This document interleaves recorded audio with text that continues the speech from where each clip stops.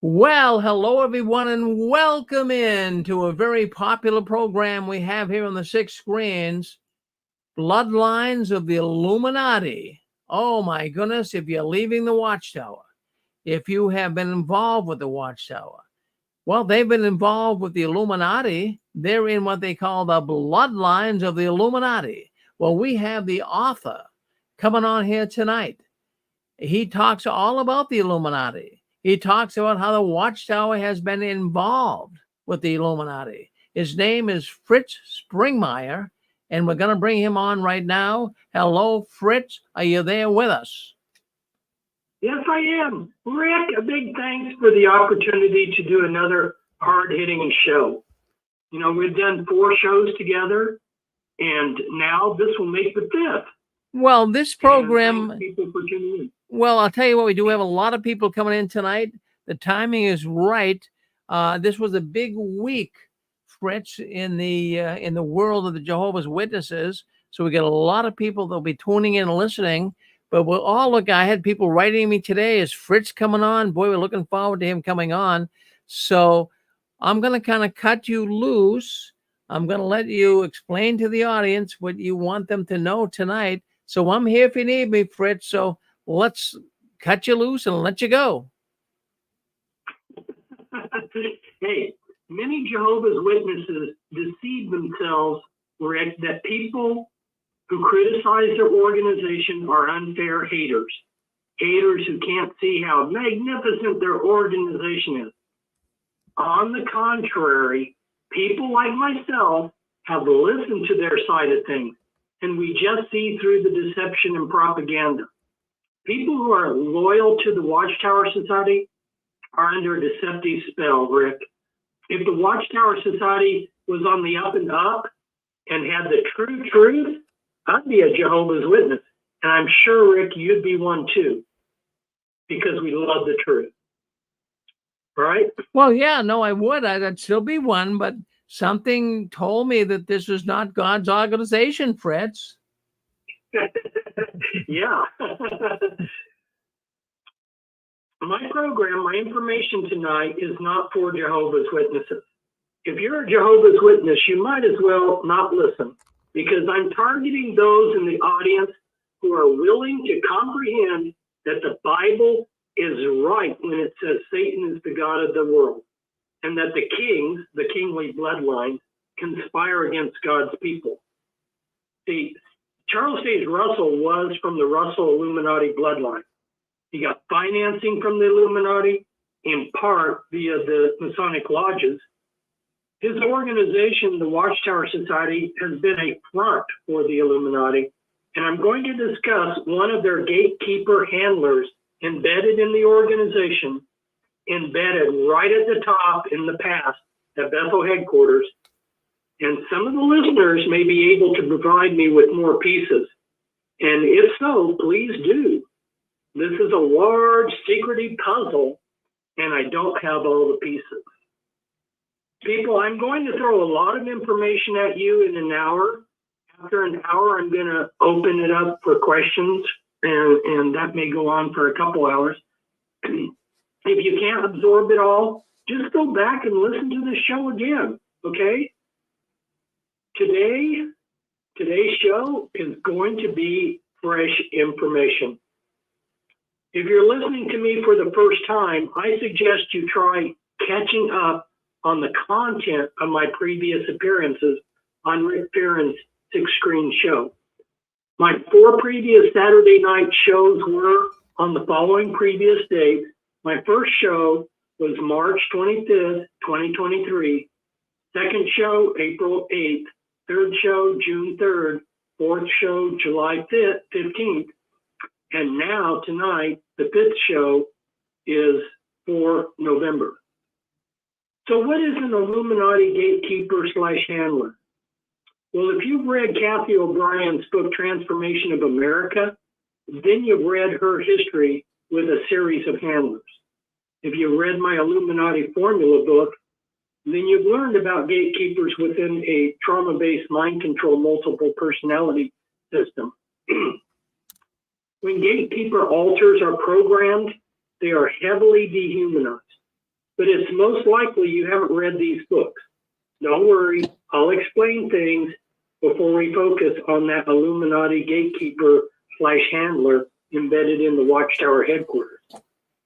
As a quick review on the previous shows, I discussed how the Watchtower Society got financed, what its hidden Illuminati purposes were, its connections to the occult world. I also exposed suspected Jehovah's Witness Manchurian candidates, that is, Jehovah's Witness victims of trauma-based mind control.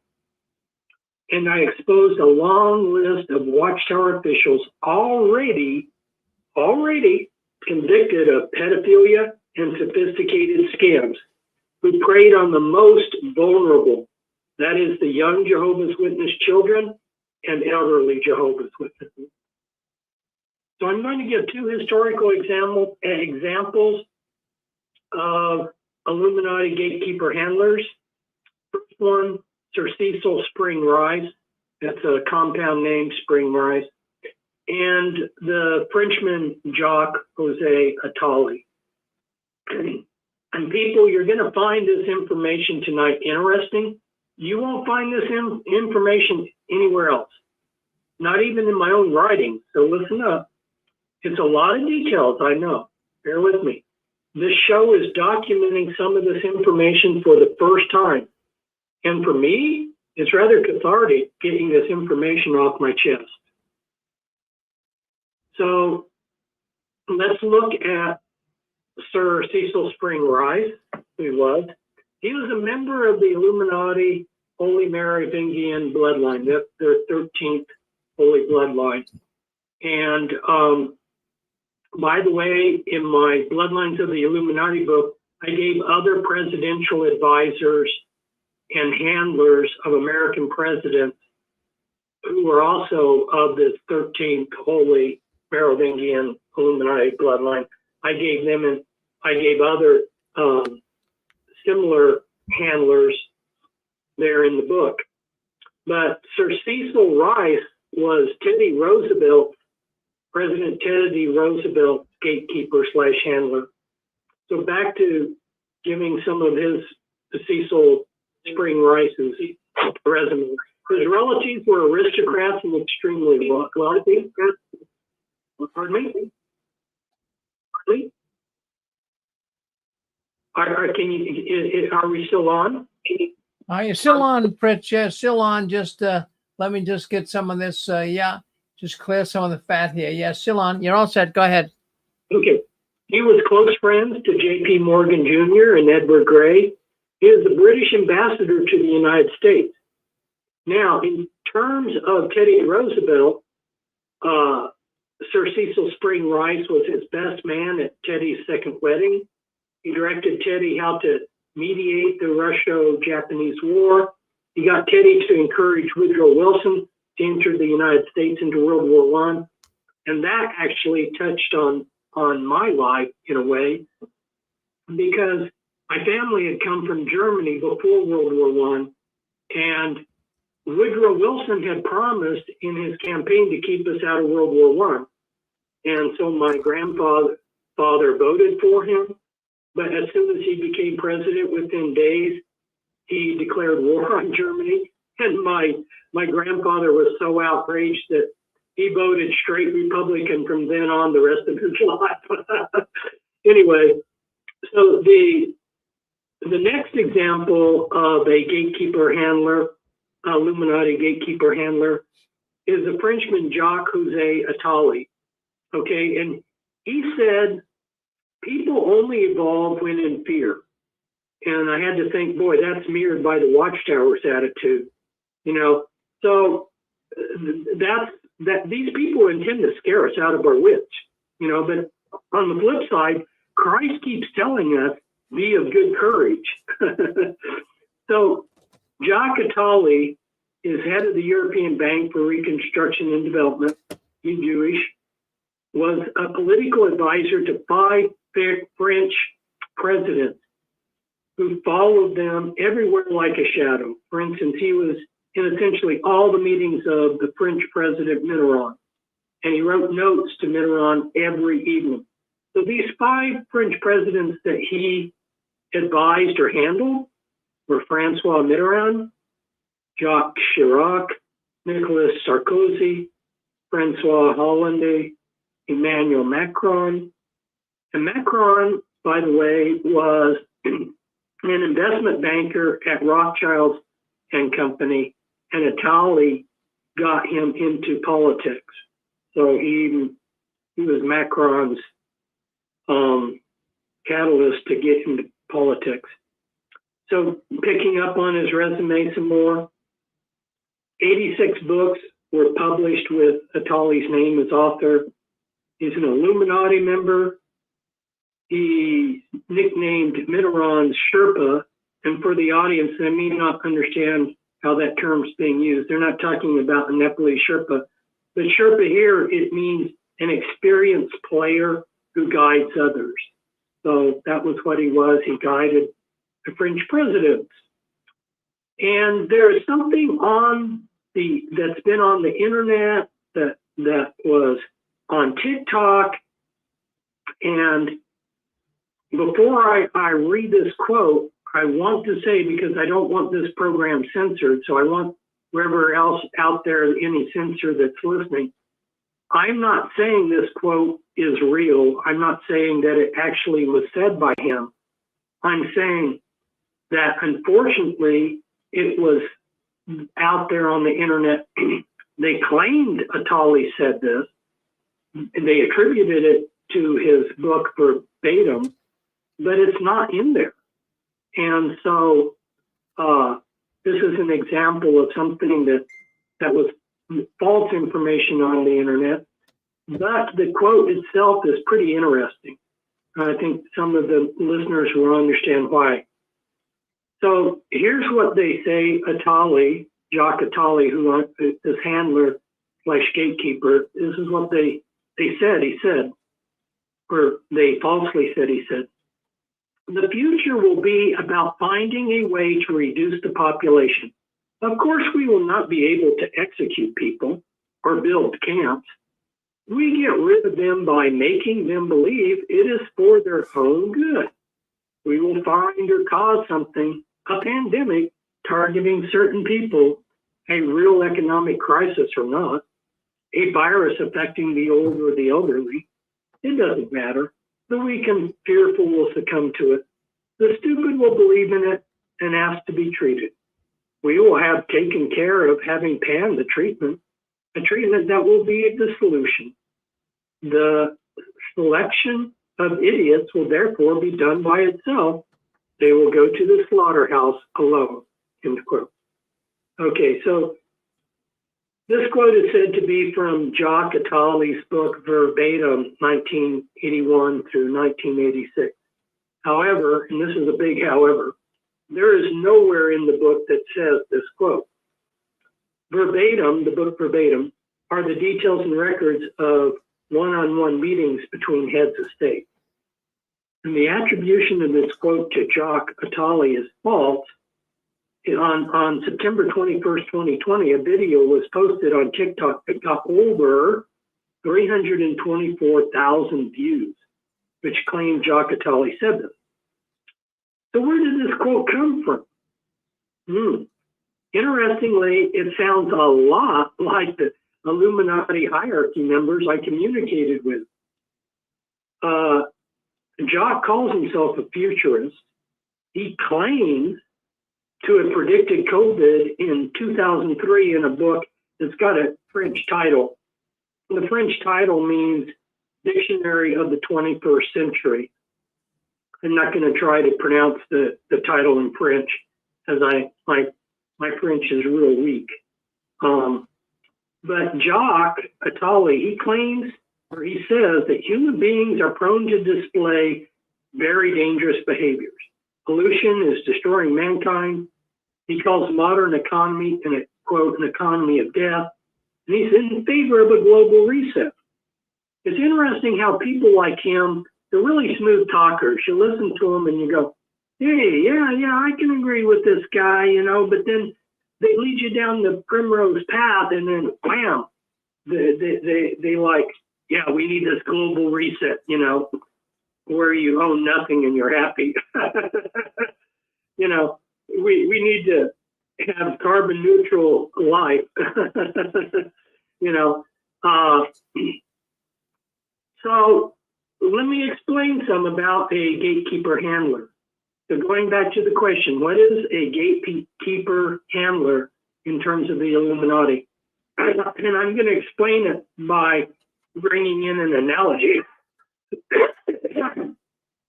Let's say you have a company with a fleet of cars, okay? You got one or two people to check on this fleet and do minor repairs and maintenance. For major repairs to the fleet, you're going to take the cars to a skilled dealer mechanic. The dealer mechanic might have to reload the car's computer software, but the day-to-day stuff, watching and maintaining, is the easy stuff, you know. Well, that's what a gatekeeper handler does. He does the day-to-day watching and maintaining. He doesn't do the major reprogramming. Mind control programming has sensors and alarms built into it, built into its programs, just like your car does, you know. And Illuminati mind control is like the software running a car. So a handler gatekeeper plays a minor role in the mind control. He usually doesn't adjust it, but knows if it malfunctions. The real operators are the mind control programming and the programmers that put it in. So let's take Hitler as an example. His programmers were British intelligence, right? But he had a few handlers. So one notable handler was Martin Bormann. Martin Bormann was creepy evil. The people around him just felt like he was creepy evil. And he was Hitler's personal secretary who went everywhere that Hitler went. Another very likely handler for Hitler was Max Warburg, who left Germany in 1938. His son was in OSS, and he was in tight with the CIA leadership and Wall Street bankers. So that's a little bit about that. So now we come to the heart of things. We come to a discussion of this person embedded in the Watchtower Society that was a handler, a gatekeeper handler for them.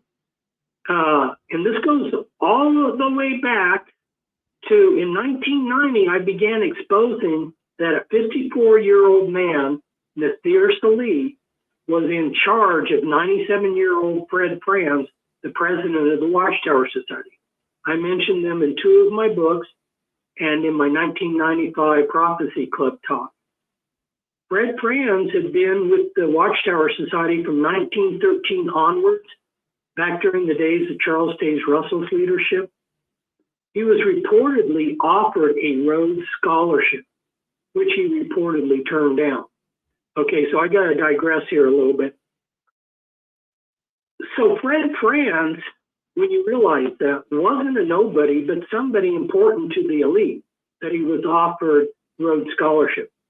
Carol Quigley in Tragedy and Hope, and myself in my Be Wise as Serpents book, which came out in 1991, we both explained how important the Rhodes Scholarship is to the elite. Rhodes Scholarship was started in 1902 by Cecil Rhodes, and by the way, Bill Clinton was a Rhodes Scholar. So back to discussing Fred Franz. He was called the Watchtower's Oracle and was responsible for much of the Watchtower's doctrine after Judge Rutherford. Franz was reportedly gay and died about 2 years after I exposed his relationship to Nasir Salih. Both Fred Franz and Nasir lived in the Watchtower Society's headquarters at Bethel Headquarters, 25 Columbia Heights, Brooklyn, New York. Nasir lived in an apartment at Bethel in the 40 to 60s range. You know, I don't have the exact apartment number, but it was in the 40s to 60s range. And he was called Fred Franz's, quote, bodyguard, end quote, and quote, nurse, end quote. He was reported to like smoking cigars, wearing big occult rings, and having expensive taste. He was said to be 6'2". He began living at Bethel at least by the late 80s. Also reported but not confirmed was that Nathir had a wife, Mary, and that he was a Freemason. Now I need to stop here and digress a little bit again. What is the importance of the cult jewelry? It's very important. If you look at Manly P. Hall's book, The Secret Teachings of All Ages, Manly P. Hall was 33rd degree Freemason. He was Freemasonry's greatest philosopher, and he wrote this incredible book, The Secret Teachings of All Ages. And on page C, which is Latin number for page 100, he explains that occult jewelry is used to show rank in the mystery religion.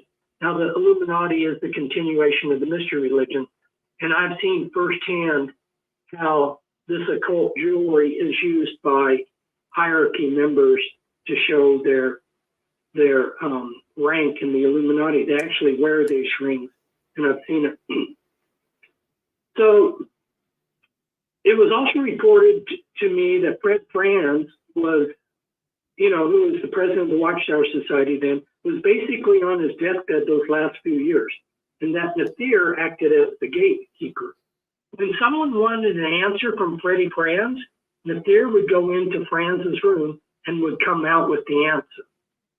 Nathir was from Brooklyn, born December 1935, and graduated in 1953 from Brooklyn's technical school at the age of 17. And again, I need to explain the importance of that. I need to explain the technical high school Nathir Salih graduated from. Brooklyn Tech is a very selective high school. Only selected students attend. Lots of prominent CEOs and diplomats and politicians have come out of Brooklyn Tech. I know of 3 U.S. congressmen and 3 New York state senators from Brooklyn Tech. The CEOs and chairman of Barnes & Noble, Rand Corporation, Consolidated Edison, and Red Apple Group all graduated, like Nathir, from Brooklyn Tech. The owner of the NFL team, the Cleveland Browns, Hal Lerner, he was a graduate of Brooklyn Tech too. The team is now owned by Jimmy Oswald III. Finally, the Brooklyn Tech graduate who catches my eye the most is, and some of you may know him or know of him, Robert Anton Wilson, whose time at Brooklyn Tech would have overlapped Nathir's time in high school for 2 years. Whether they knew each other or not, I don't know. Anyway, Robert Anton Wilson wrote The Sex Magician, I think like 74, Illuminati Trilogy in 75, Mask of the Illuminati in 81, The Historical Illuminatus Chronicles in 82, and Prometheus Rising in 83. Prometheus is important to the Illuminati. So this guy, he knows more than he pretends, right? But anyway, in Prometheus Rising, he explains Aleister Crowley's Thelema and other occult subjects. So he pretends to be agnostic, but he's a Satanist. But anyway, Robert Anton Wilson, besides being an author, was a psychologist and a Playboy editor. His book pokes fun, or one might say mocks conspiracy theorists while explaining satanic philosophy. So you can see why I think it's significant that Nathir Salih attended Brooklyn Tech, not a normal high school, but an elite school. So going back to looking at Nathir, what I just explained was where I was at originally with Nathir. And I tried to extrapolate on this information. So using the kind of sources available back in 1990, such as the Mormon Church's family history centers, which were located in each Mormon church back then, and visiting with people from the Middle East, I was able to determine that Salih was a Middle Eastern name. But where in the Middle East? Because the name is spread throughout the Middle East. Nathir's cigar smoking was a strong clue. He was not of Muslim origins. as smoking is haram, forbidden in Islam. There were strong clues he was Jewish. Brooklyn is like Jewish capital of the world. Brooklyn is called the most Jewish spot on earth, with upwards of 600,000 Jews in Brooklyn. When I went to Israel, Rick, and people didn't know where I was, the Israelis over there, they'd look at me and they wouldn't ask, are you from Europe or are you from the United States? Their first question would be, are you from New York? So Hasidic Jews who were bearded with cigars were reported going to Franz's office and talking with them. Well, what is smoking a cigar? It's a status symbol. It's an expensive habit associated with big business. For instance, Paul Volcker, director of the Federal Reserve, smoked cigars. Some notable Jews have smoked cigars. So I concluded that circumstantial evidence showed Nathir to be of Jewish heritage. There have been strong Jewish ties to Watchtower Society all along. So anyway, as a researcher into secret societies, sometimes you have to extrapolate based on the evidence and clues one has at hand. But from what country? I believe tentatively, I tentatively concluded Iraq from a discussion with someone from the Middle East. Now I probably would choose Turkey as the country of origin, as Turkey has been an Illuminati center for a long time. Salih means righteous, pious, or good man in Turkish. Isn't that something? In fact, a baron, a member of a Dutch noble family connected to the Illuminati, was kidnapped in Turkey by a Turk who also murdered a Salih family member. Anyway, back in 1990, I wrote in my rough draft of Be Wise as Serpents that Nathir was an Iraqi Jew, hoping if I was wrong, someone would correct me. Also, Turkey has been home to lots of crypto Jews. Salih is also a biblical name. You can see that in Genesis 10. Anyway, for over 3 decades, I got no feedback from readers on Nathir Salih and Fred Franz. I did get the report that Franz was active until he died, but that seems unlikely considering he was 99. How many 99-year-olds are active? Now this year, we're talking 2023, I finally got feedback. Rick, imagine 32 years from now, someone says, remember that show you did, Rick, back in 2023? Well, here's some more information. Well, Kim and Mickey Brooks did a story on YouTube how a Jehovah's Witness billionaire, Shaheen, whose son was John Shaheen, started a 501c3 trust.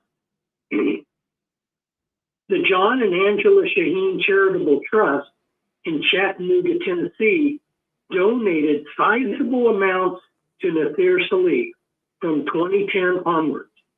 The IRS report for 2014 shows the trust gifting Nathir $8,000. Nathir, who still lived at Bethel in Columbia Heights, was listed as, on the paperwork, a missionary by the trust.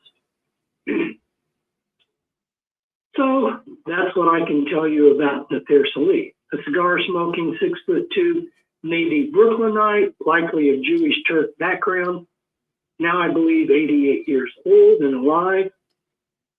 So how often would Fred Franz and key governing body members get instructions from the Illuminati? And how? Well, based on what I know from how they work with other groups, the answer is as often as need be, but no more than that. See, the Illuminati leaders want the Watchtower Society to be self-propelled and low maintenance. And how are things communicated? Generally by a human courier, or you call it a messenger, who talks face to face. If the recipient is under trauma-based mind control, then the codes and triggers can be sent countless ways. In the past, a more detailed directive might be sent by a tape recording to be played in private. And it must be emphasized that the basis for decisions by the Watchtower Society are worldly. They fall along the lines of what makes logical sense. The triune Godhead is not logical. So Jesus becomes an angel, and the Spirit of God, a force like electricity. If the members are not in subjection, then beat them into subjection. Opposers and riffraff may attend convention. Issue canes to ushers with directions to beat over the head any questionable attendees. This stuff really happened. Watchtower decisions are quite logical from a worldly standpoint. The Watchtower's doctrines appeal to reason and logic. This aids the Illuminati in directing and shaping things. The Watchtower's roots go deep into the world order. How deep? Clear down to generational Satan. By digging, we can follow this or that route, and we'll briefly do that before I stop for questions. We'll discuss three little worldly routes: their Cayman Island Hedge Fund, the Henrietta Riley Trust Fund, and then their membership as a United Nations organization. So, to that first one, their hedge funds, and that also relates to how did the elite use their money or make their money, So, here we see the Watchtower Society rubbing shoulders with the bankers.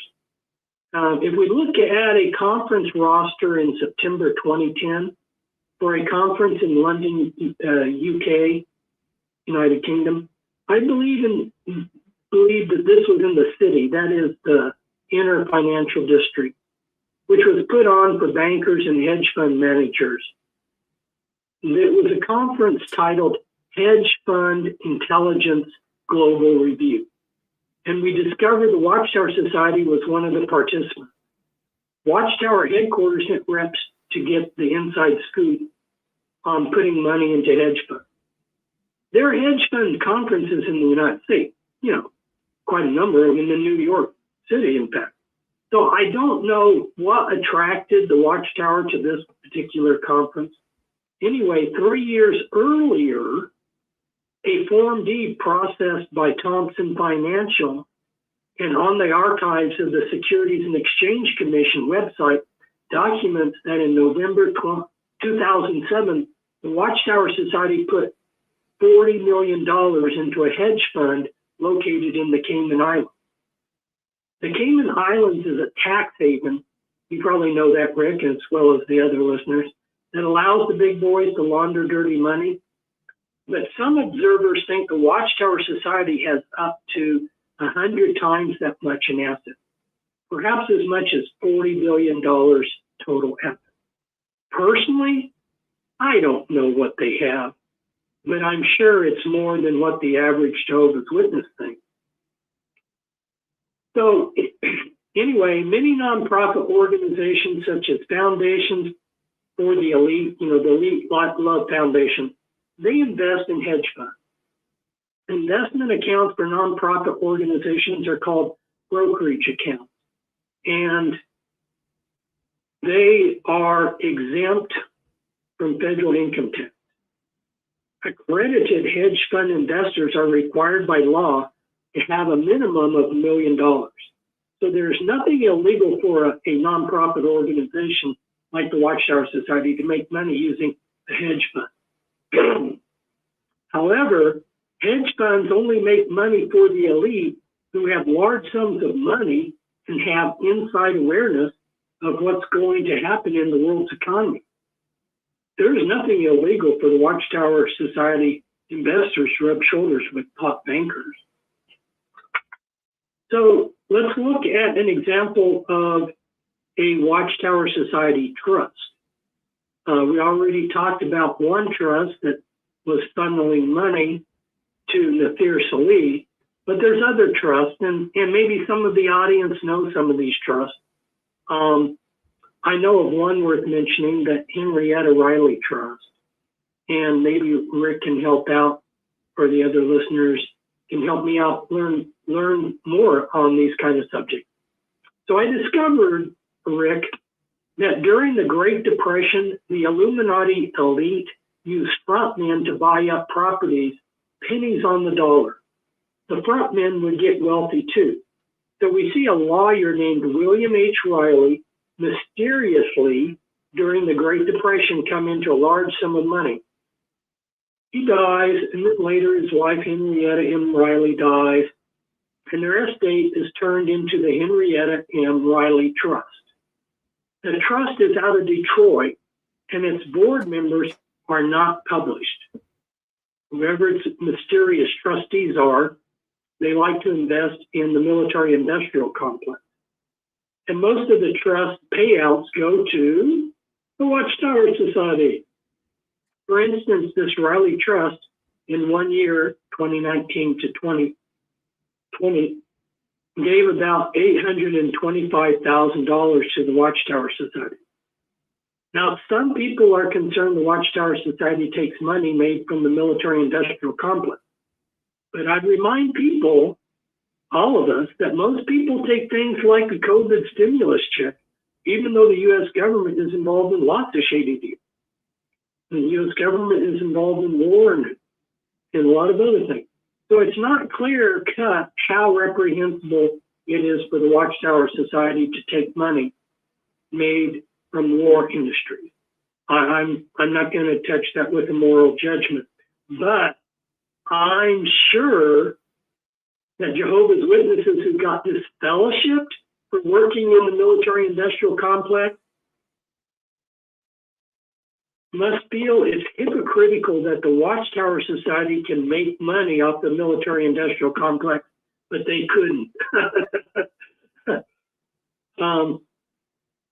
So the Watchtower Society has taken their money and invested it in different things: cigarettes, alcohol, porn. All that's another story. The last thing I wanted to touch on was about how the Watchtower Society is a UN organization. I stumbled upon this years ago, decades ago. I was in the Portland Public Library, which a whole city block is taken up by this 5-story massive library downtown Portland. And up on one of the floors, like the 4th floor, they have a whole section where they have it's reference books on businesses and so forth like that. And so I was in there, and I wasn't researching the Watchtower Society.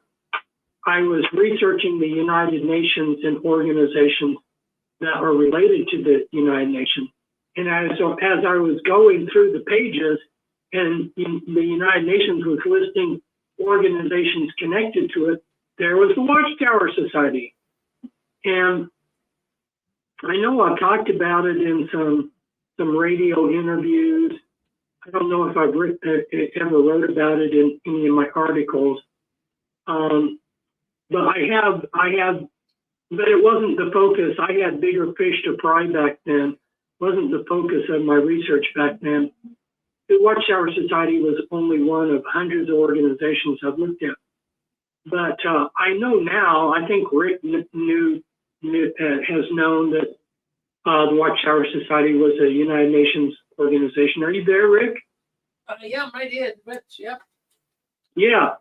So you knew that the Watchtower Society was a United Nations organization, right? Oh, yes, absolutely. Yeah. So I'm not saying anything that other people haven't found out, but that's when I found out that early in the 90s, and I was shocked. Well, it was something else. I mean, a lot of people were shocked, including myself. A lot of the witnesses at the time did not want to believe it, but I mean, it was right there, as clear as you could possibly see it. Yeah. So people, that's a lot of details. Thanks for hanging in there with me.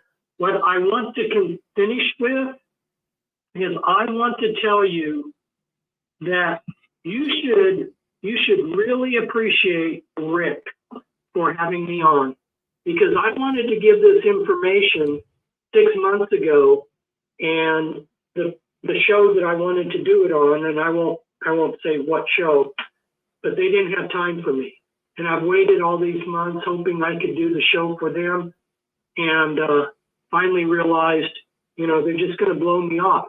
But bless his heart, Rick, and he talks about other people being good people. Rick's good people. And he has had me on his show tonight so that we could document all these things that I'm talking about, and so the truth could get out there. So that concludes what I wanted to bring to you. I guess it didn't take an hour like I thought it might, but I'm open to questions and comments from listeners, Rick. Well, what we'll do is we'll open up the lines of Fritz. We'll open up the lines, see what people have to say. But, I'll tell you what, I mean, there's a lot of people, they listen to the program here at the Six Screens, and they say, wow, I've never heard this stuff before. Mind control, the bloodlines of the Illuminati. And maybe they're listening in for the first time tonight, but don't run off on us. Friends, the Watchtower organization is using techniques. They're using certain maneuvers that will completely pull the wool over your eyes. So what Fritz talks about here tonight with mind control, even though you might think, well, no, I don't know if I believe that totally. Friends, listen to Fritz. He knows what he's talking about. If you'd like to speak to Fritz, is there anything that you have on your mind? You'd like to say hello to Fritz? Well, now is the time to do it. Come on and speak with Fritz. Would love to hear what you have to say. I mean, Fritz has been around for a long time. He's been involved with the bloodlines of the Illuminati. Go ahead, 906. You're on with us. Go ahead. Hey, thank you, Rick. Fritz, I am truly sorry. I just got back on the call. I missed your show. I'll have to go back into the archives and listen to it. But I already know I would agree with you, because you look at the subliminal images a lot of people don't want to see that's in the literature that the Watchtower uses. And people, you ever heard the expression of painting, how do they say that? The painting, it's like 1,000 words. I'm probably not saying it right, but it's the vibration, it's the frequency that it's emanating out. And the Watchtower uses all the tricks, all the cards to manipulate us, to enslave us. And that is why no matter what you do in the Watchtower, you always feel like you're not enough. You're never enough for God. You remember the assemblies, or maybe like a Sunday talk where they would use like a marathon race, and you're running that race, and at the very end you just give out, not knowing Armageddon was right there. So God, the perfect God, looks at you and knows you were kicking butt, but at the very end you gave out and you're dead. You're gone. How terrible is that to paint an image? Anyway, I'm sorry. Go ahead. Yeah. So early in the 90s, Derek Barefoot, who was a Jehovah's Witness, noticed a lot of occult symbology hidden in the Watchtower pictures in the Watchtower magazines and awakes. And he warned, he's a sincere Jehovah's Witness. He doesn't know what's going on. So he warned the Watchtower Society that this was happening. He thought maybe some rogue artist in the art department was doing it or something. So they disfellowshipped him. And then I wanted to tell him that there's a bigger picture to this, a bigger context. But somebody had gotten to him, I think, and told him some slander, and he wouldn't even talk to me or communicate. But he did write. But he did do a book. He came out with a book. I don't know how rare it is, if one can even get it. It's in my library. But he documents all of these subliminal pictures, satanic symbols and stuff that are woven into the artwork in these magazines. It reminds me very much of another satanic organization, Disney. And they have all kinds of strange stuff, male phalluses and all kinds of weird stuff subliminally put into their cartoons and their artwork. So yeah, I hear you. And you said a couple other things there that I agreed with too, but I can't remember what they were. So I can't comment on them because I was focused on what Derek found. Did you have some more comments there? Well, yeah, what can you just, for ones maybe like me that just came on or came in late, did you wake up with this knowledge? What woke you up from what you would call the truth or whatever? What was the main thing that got you out and got you into where you're at now? Well, I was, using the term awake. If you're familiar with that term, it means knowing, that we're being lied to, and there's this, for lack of a better word, conspiracy or world order, new world order. I was fairly aware of that clear back in high school, but there wasn't anybody really to talk to. I was doing some research. But my main focus in life was to serve Christ.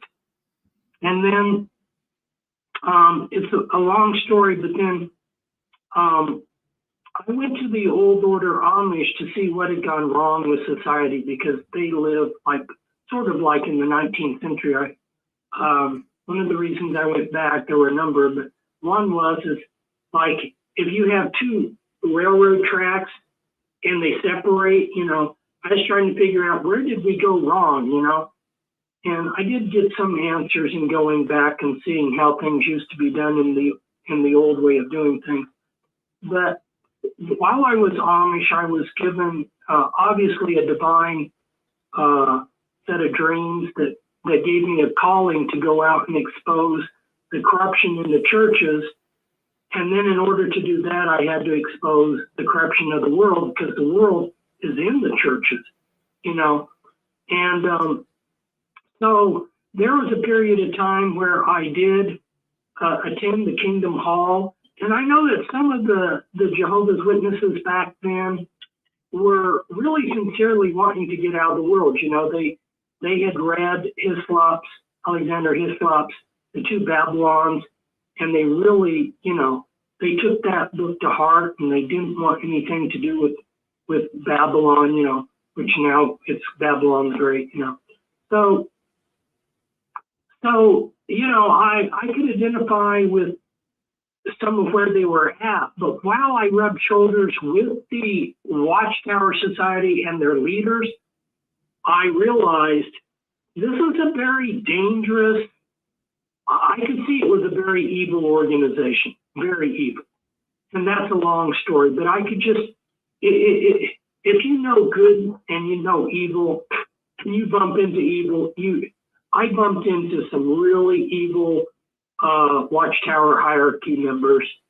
And plus, because I was already a Christian, a born-again Christian, I knew what the Holy Spirit was, and I had already seen miracles in my life, so I wasn't easily bowled over with their doctrines.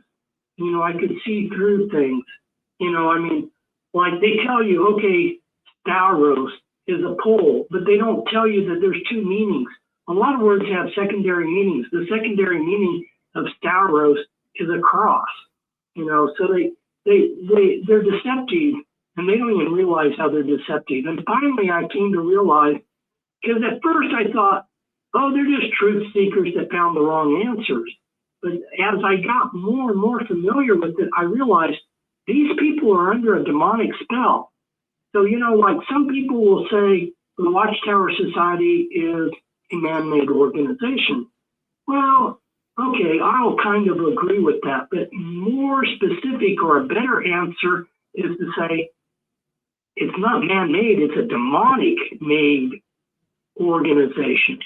And it puts these people in a demonic spell. And if there's any Jehovah's Witnesses out there listening, and if somehow something can be said that will break that demonic spell, boy, they can go forward in life in as a free person that can grow spiritually. But they're under a spell, and anytime you tell them something that's really truthful, that's outside of what they've been told by a Watchtower Society, it bounces off that force field around them, that demonic force field. So that was when I came to realize what was wrong with the Watchtower Society by rubbing shoulders with it. And so when I started exposing the World Order in 1990, the first organization that I wanted to expose was the Watchtower Society, because we had there a comprehensive library of everything that the Watchtower Society had ever put out, you know, pamphlets, books, magazines, radio shows, everything was there. We had the records and everything, and you could go back and you could obviously see the occult connections, and there were a lot of things that I don't talk about that I saw. For instance, and don't quote me on this, I don't know exactly, but there's like 15 or 20 places where the Watchtower magazine said that God lives on Halcyon, which is a star in the Pleiades. In other words, God's the Pleiadian, and he sends messages to the earth. You know, I mean, this is like wasn't that early Russell's teaching, kind of Russell's idea of things? They were still teaching it into the early 50s, and they never repudiated it. Yeah, they never repudiated it. So this is like, you know, now everybody's talking about the Palladian aliens. Well, the Watchtower Society was talking about it back in 1920 or so, you know. So, so I don't know. That's kind of a long-winded answer, but it was kind of a process to get me to where I'm at. Well, that's awesome. You know, when you go back and research our history, and that's something I had to do, and I don't regret it, even though it took a long time. I went back to Russell and Judge Rutherford and got my hands on as much as I possibly could of the literature at that time, because they were already taking it out of the Kingdom Hall libraries. Books were disappearing, and so some stuff I had to order on Amazon and different places to find different publications. But the more you research it and prove it for yourself and see the flip-flops that the organization once taught as truth, now it would be like reading apostate literature, you know? It was really crazy, because I know we're not supposed to preach on this call, but if you even look at the Bible, where Christ says, if you come to somebody with a different good news of the kingdom, basically other than what he was preaching, it's not going to go well for you, right? Well, the Watchtower constantly changed and flip-flop. What was the good news of the kingdom they were preaching at that time? You know, you could go back with a book for 30 years ago, and you were caught placing that out in service today, they'd be like, what the heck are you doing? You know, we don't believe this way or that way anymore. That's old life. And it's just like, you're really insulting. If you believe in the Holy Spirit, you're really insulting the Holy Spirit. It's like it gave you the wrong info. Yeah, blasphemy against the Holy Spirit almost. Yeah, well, see, they came out with the Watchtower magazine that said, we're tacking into the wind. These changes are just, you know, we're getting more and more closer to what God wants, because we're, you know, a ship, it changed. You know what tacking into the wind is? It sails one way and another way because it's going against the wind. Well, that's not the case with the Watchtower Society. On major doctrines, they have flip-flopped and flip-flopped, and sometimes they flip-flopped several times.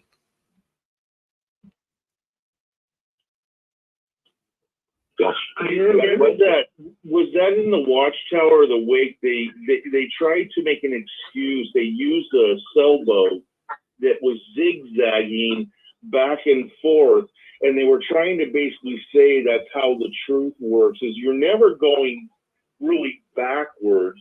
You just might go, I can't remember the exact illustration they used, but it was it's called tacking into the wind. Jew. We get back on topic. Oh, I'm sorry.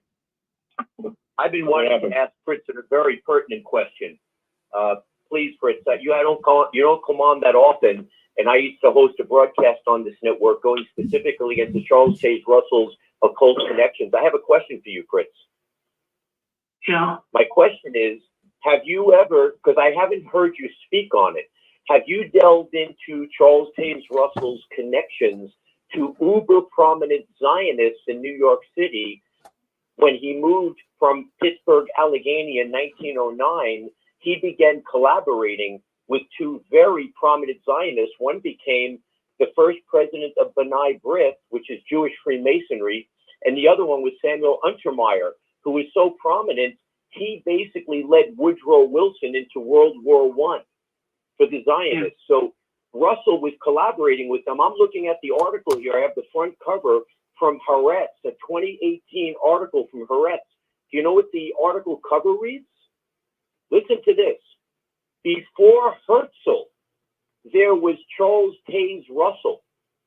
Right. In other words, on the history of Zionism, they are putting Charles Taze Russell ahead of the father of the state of Israel. Oh, yeah. It's in my Be Wise as Serpents book, and I've mentioned it at least once on 6 screens, is that he was the original Zionist. He was the first one to go out there and preach Zionism, and he was financed by the Rothschilds, who were in favor of Zionism, and that was his primary purpose that he was traveling to Europe and around the world. I document that in detail in my Be Wise as Serpents book. That was one of the purposes that he served for the Rothschilds, and that was his primary purpose in the beginning, was Zionism. But once that got underway, other people picked up the ball, and he kind of faded into other purposes, like diminishing Christianity and destroying nationalism, and scaring people about the apocalypse. Yes, exactly. You know, Fritz, for the benefit of the listeners, let me read the first paragraph from that Haaretz magazine. It's very brief, but wait till you hear this. So it says, before Herzl, there was Pastor Russell, a neglected chapter of Zionism. Years before Theodor Herzl proposed creating a Jewish state, Charles Taze Russell was traveling the world holding Jewish mass meetings. Beginning in 1879, that's before the Zionist meetings in Basel, Switzerland, and which he urged Jews to find a national home. Now, here's what I believe, Fritz, and I've researched this myself in depth. I believe when Russell traveled from Pittsburgh to Brooklyn, I believe it was at the behest of the Zionists. I believe they knew Russell through the connections through that Pittsburgh Masonic Hall. They probably put the word out, we're looking for a charismatic Christian pastor who would work with us as a liaison to promote Zionism to Jewish audiences. So I believe they had Russell come to Brooklyn. They secretly met with him and said, look, we've got the financing to purchase these buildings and outfit them with the best printing facilities, but you're going to print for us our Zionist journals, in which we're going to spread here in New York City, in Hamburg, Germany, in Frankfurt, in London, and other cities of Europe.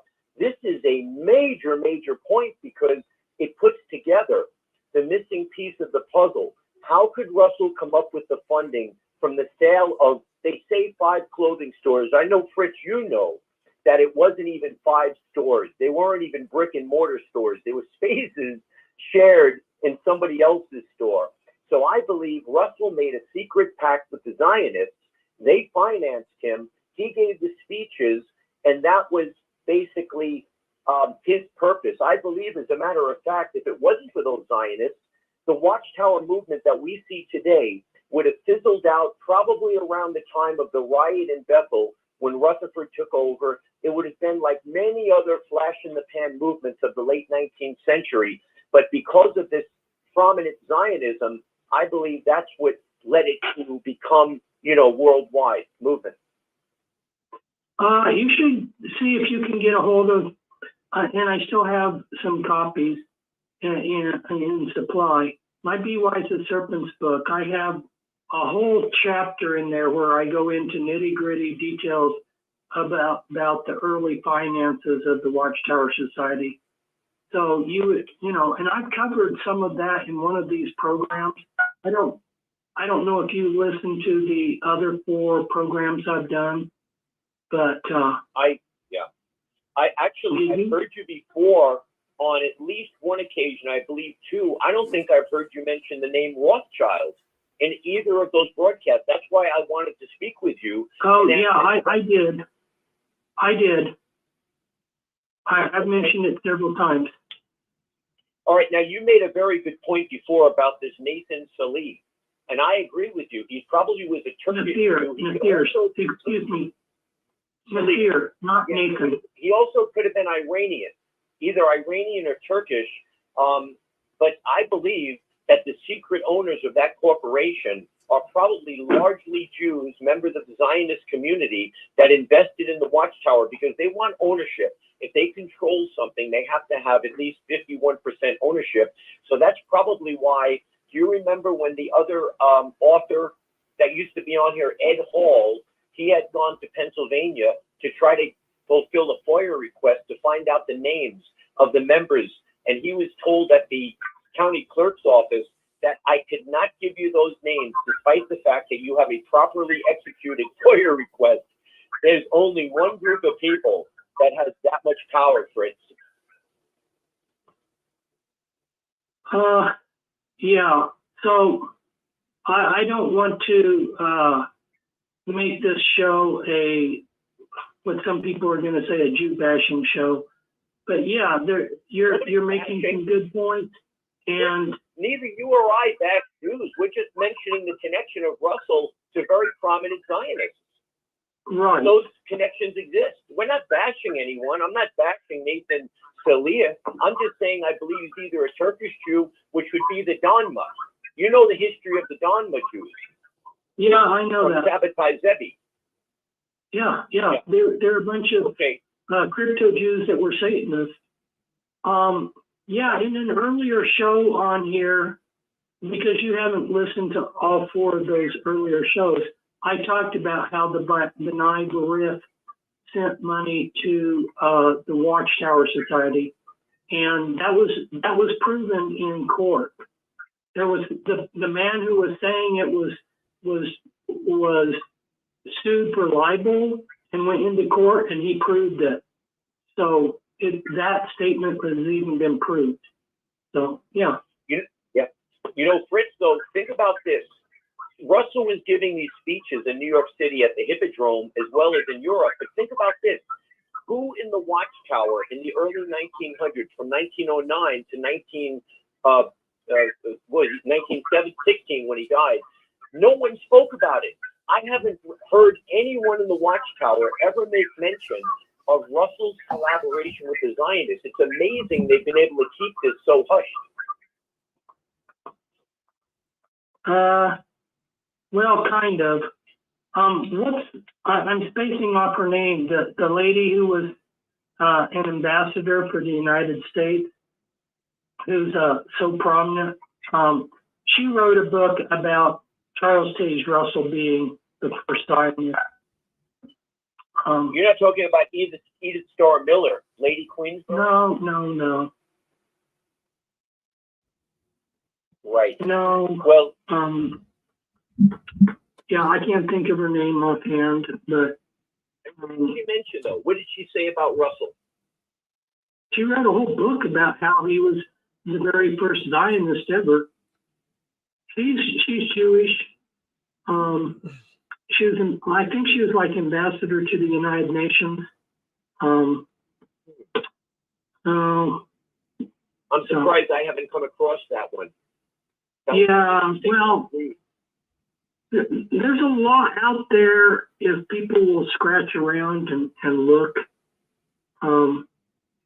Yeah, but like you would probably enjoy my Be Wise as Serpents book that I came out with in 1991, which documents a lot of the things that you're talking about. Right. Does it go into you go into the secret financing where the money would have come from to be able to afford the properties in one of the most prestigious areas of all New York City, Brooklyn Heights. That's where like the Pierpont had purchased properties. This is the uber elite would be able to purchase that property. And of course, we know why they would have done it, because the Zionists belong to the financial arm of the Rothschilds, and they were the ones that would be able to afford properties in that area. So they would probably see fit to build the properties where it was close to where they were located. Yeah, and a lot of people have it's raised eyebrows. Why would he move from Pennsylvania, and move to Brooklyn, which is the heart of Judaism, Commerce in the whole world? Well, yeah. The most Finance. concentrate. That's what I was saying earlier today. Was there's like 600,000 Jews in Brooklyn, and that's not all of New York City. That's just one borough. That's the heart of where Judaism is. So why would he pick that as the place that he decides to set up his headquarters, And why would they feel so content with having this Christian move into their territory? Yeah, Well, we've got. In fact, Fritz, we've got so ahead. many people. We got a lot of people trying to come in here tonight. So let's go to 906. 906, you're on with us. Go ahead. Being that both of you are on, I got a curious answer to ask both of you. Why was, and this is just my perception, okay? Why was Charles Taze Russell murdered on the train on Halloween? Now, I know the story is he passed away, but why, let's just say hypothetically he was murdered. What would be the reason why he was taken out? Do you guys have an idea on that? I was the one who wrote that up first, so I'm a good person to ask, since I was the one who said that. And because I've been working with generational Satanism, I know how they work. And there's rituals on special satanic holidays.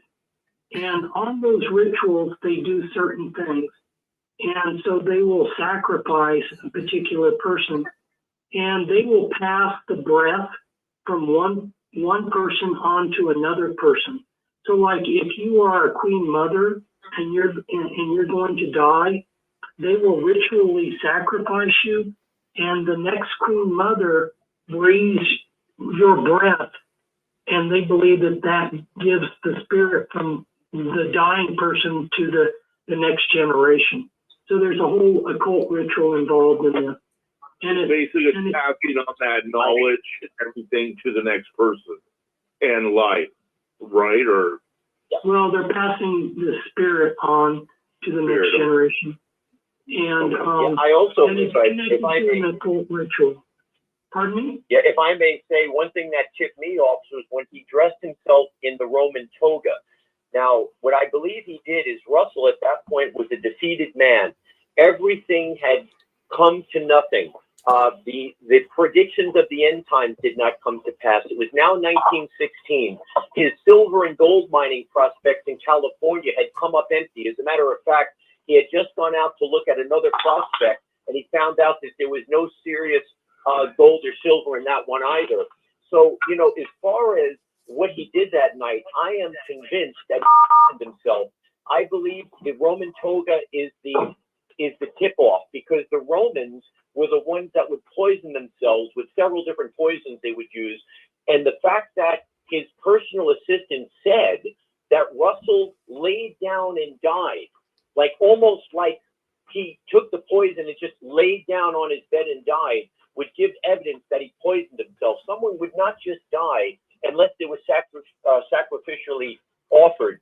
That could have been the case, but I have found no evidence that there were other members of an occult group on that train car, because I thought of that as well, that maybe they all walked in when Russell was in the car alone, dressed up in their occult regalia, and then sacrificed him, something out of Stanley Kubrick's Eyes Wide Shut. But with all the rumination I've done on it and the little bit that's available, there's really not much available about that last train ride. I believe Russell poisoned himself as he was defeated, and the Roman toga was telegraphing several things. One, that's what an occultist would wear. That's what Albert Pike would wear, a Roman toga, not a Satanist. A Satanist would be dressed up differently from a Roman toga. So in the end, I don't think anyone can say decisively what happened. But if I had to put my money on it, I would say Russell realized, it didn't work out. The dating didn't work out. The control of the Watchtower was wrestled from him, from Rutherford, and he was a defeated man. Even his gold and silver mines didn't pan out, pardon the pun. And I think he just took some poisoned himself in that car. California, run with us. Go ahead, California. Run with us. Hello? Yeah, go ahead. Hi, hello, Mr. Springmeier. Thanks for coming on tonight. Thank you. This is JP. I just had a question, not exactly on Russ on that, but it was regarding Albert Pike and his letter that I believe he wrote it in 1871 to Giuseppe Mazzini. And I own Albert Pike's book, Morals and Dogma, but I couldn't find it in there anywhere. But he wrote that letter, and it was about a conspiracy involving 3 world wars, and 2 of them he was pretty accurate on, and the last one he said would take place in the Middle East. And the purpose of that, I believe, was to incite a war against the Jews, Christians, and Muslims, to wipe them out in order to instill their Luciferian religion. But it was also, looking into the research, it was supposedly on display in the British Museum library until 1977, but they denied it was there. But my question is, regarding the last World War that he was talking about in that letter, where it takes place in the Middle East, he wrote that in 1871. But is that something that we should pay attention to in 2023, since he was a part of the Illuminati? Because I know that their plans are not only generational, but they have like long-term ones. They never see quite the end in their lifetime, but there's an ultimate goal to it. So I was wondering if you could comment on that real quick. Yes, I'd love to answer that question. So you're right. It was in the British Museum. They quit putting it on display. I have a young man who's a friend of mine, and years ago he said that he was going to infiltrate the Masonic Lodge, which he did. And so he would report to me what goes on in the different lodges he would attend. And the Freemasons, they're watching world events like most of us are. And their comments to each other is that these things that are happening are bringing Pike's prophecies into fruition. So in the lodge, they see the kind of things that we see going on as a fulfillment of what Pike had said would happen. Now, what was this Third World War? Well, it was going to be, just like you said, centered in the Middle East. Well, we see this tension. What we're seeing over there between Israel and Hamas, this is all contrived. People, if people can't see that, it amazes me. Everybody should be, if they think it through, realize this was contrived. If you see what the border was that Israel had with Hamas and how high tech it was, there's no way that Hamas just breached it so easily in so many different places, and then there was no reaction from the IDF for such a long time. This whole thing's contrived, and one of the fallouts or results of this war that's been going on, and I've seen it in a number of places already, people are saying this is religion. The Jews hate the Muslims hate the Jews, all this is because of religion, and so it's people that aren't religious are being turned off to religion because it looks like religion is the cause of all these problems. It really isn't. If we look back in history, let's go back, for instance, to the American Civil War. And prior to the American Civil War, there was what was called Bleeding Kansas. There was a mini Civil War going on in Kansas. And a lot of the abolitionists came in and fought with slaveholders that were from Missouri. So when the Civil War started, there was a lot of bad blood between the Missouri slaveholders and the Jayhawkers. And what ended up happening is both sides loathed, that means hate. They hated each other so much that there became a no quarters war between the two sides, where they just, if a Jayhawker went to Missouri, he killed civilians, he robbed civilians, he burned people's houses down, he didn't care who they were, and likewise the Confederate guerrillas did the same. So hate breeds hate. The bottom line is this has nothing to do with religion. It's the Palestinians have been abused so long, they loathe the Israelis, and the Israelis have been abused so long, they loathe the Palestinians, and hate breeds hate. And this is why these people, if I was to pray, which I have prayed, that they would learn the teachings of Christ, because he's the only one that can get us out of that new loop where violence breeds violence. And this has nothing to do with religion. It has everything to do with hate. Fritz, let me address the caller, because the caller had asked about Albert Pike's vision. And I think that's what he was really interested in, that Third World War, if I could. I didn't see you address it very much.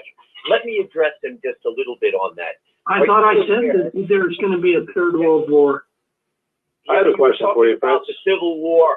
You were going back in the Civil War. I'm going into Henry Kissinger said about 10 years ago, in 10 years, Israel will not exist. This is Henry Kissinger, and that's confirmed in a New York Times article. I have a copy of it, of the woman who interviewed him. He had repeated that twice, approximately 10 years ago, that in 10 years, Israel will no longer exist. So here's what I believe is going on. I believe this is the setup. They're using Netanyahu to instigate this war, to bring about a pre-planned Third World War that Albert Pike had a vision about. And that's why we're in Ukraine right now, because the real ancestral homeland of these Jews that say they are not, Revelation 2:9, are from Khazaria, which is in the Ukraine. So I believe the timing all aligns up. The Ukraine, they're now trying to seize control over the Ukraine and then instigate a massive war. And I predict one or two things is going to happen. Israel is going to attack, as they did in 1967, a U.S. naval vessel in the Mediterranean, the way they did the USS Liberty, which is going to trigger a major war because they're going to blame it on Iran. Or Israel's going to go into Gaza, machine guns blazing, mowing down women, children, and the elderly, the way they did in the late 40s and early 50s when they took over Palestine. And that's going to trigger Hamas, Turkey, Iran, and Lebanon. And there we go, folks. That's the Third World War. I see this lined up. And believe me, Fritz, I'm not somebody that jumps aboard end times nonsense. I've been following this for a long time. The stars are lined up for Albert Pike's third vision. And you've got Netanyahu and the extremist Likudists in charge right now. They're openly calling for a genocide of the entire population. They're openly calling for it. So I think that the Muslim nations surrounding Palestine and Gaza, the West Bank, have been for a long time not getting involved. They didn't like what they saw. As Fritz mentioned, these people in Gaza are the most oppressed and persecuted people on the planet, probably, and they have been biting their lip. But I think if they bombed a hospital a week ago, we know the missile that was fired from Israel that blew up that hospital in central Gaza, They also bombed 2 UN refugee centers. So what they're doing is they're stirring up the hornet's nest of anger.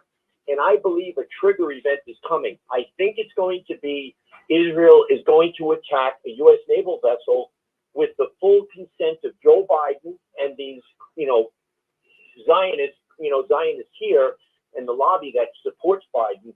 And then that's going to trigger the Third World War. You don't see that on the horizon based on what's happening now? Why do you question what I saw? You cut me short, and I was telling the man, I was telling the man that Albert Pike's prophecy is coming true. So I don't know where you get this idea. I wasn't confirming the prophecy. Well, you started going back to the Civil War and making references to other events, and that I was trying to get the list. Okay, you didn't hear at all where I was going, so that's fine. I was trying to get the audience to realize this isn't a religious war. It's a contrived war that is feeding off of the hate. Yeah. Oh, absolutely. Fritz, you know something? And the reason why I said that, excuse me. Yes. The reason why I said that is because, unfortunately, people are going to take the wrong message from this whole thing and say, oh, we need to get rid of religion. That is what the Luciferians want. They want people to hate the Christians, hate the Jews, and hate the Muslims because we are supposedly the problem. And that's where the Illuminati comes out after the war and says, look, folks, you can see that all this religion leads to conflict. The Third World War was the worst war of all. We need to do away with these religions and come up with a new world order, Illuminati religion, which I believe Pope Francis is trying to concoct in these secret meetings he's having, at this latest council meeting.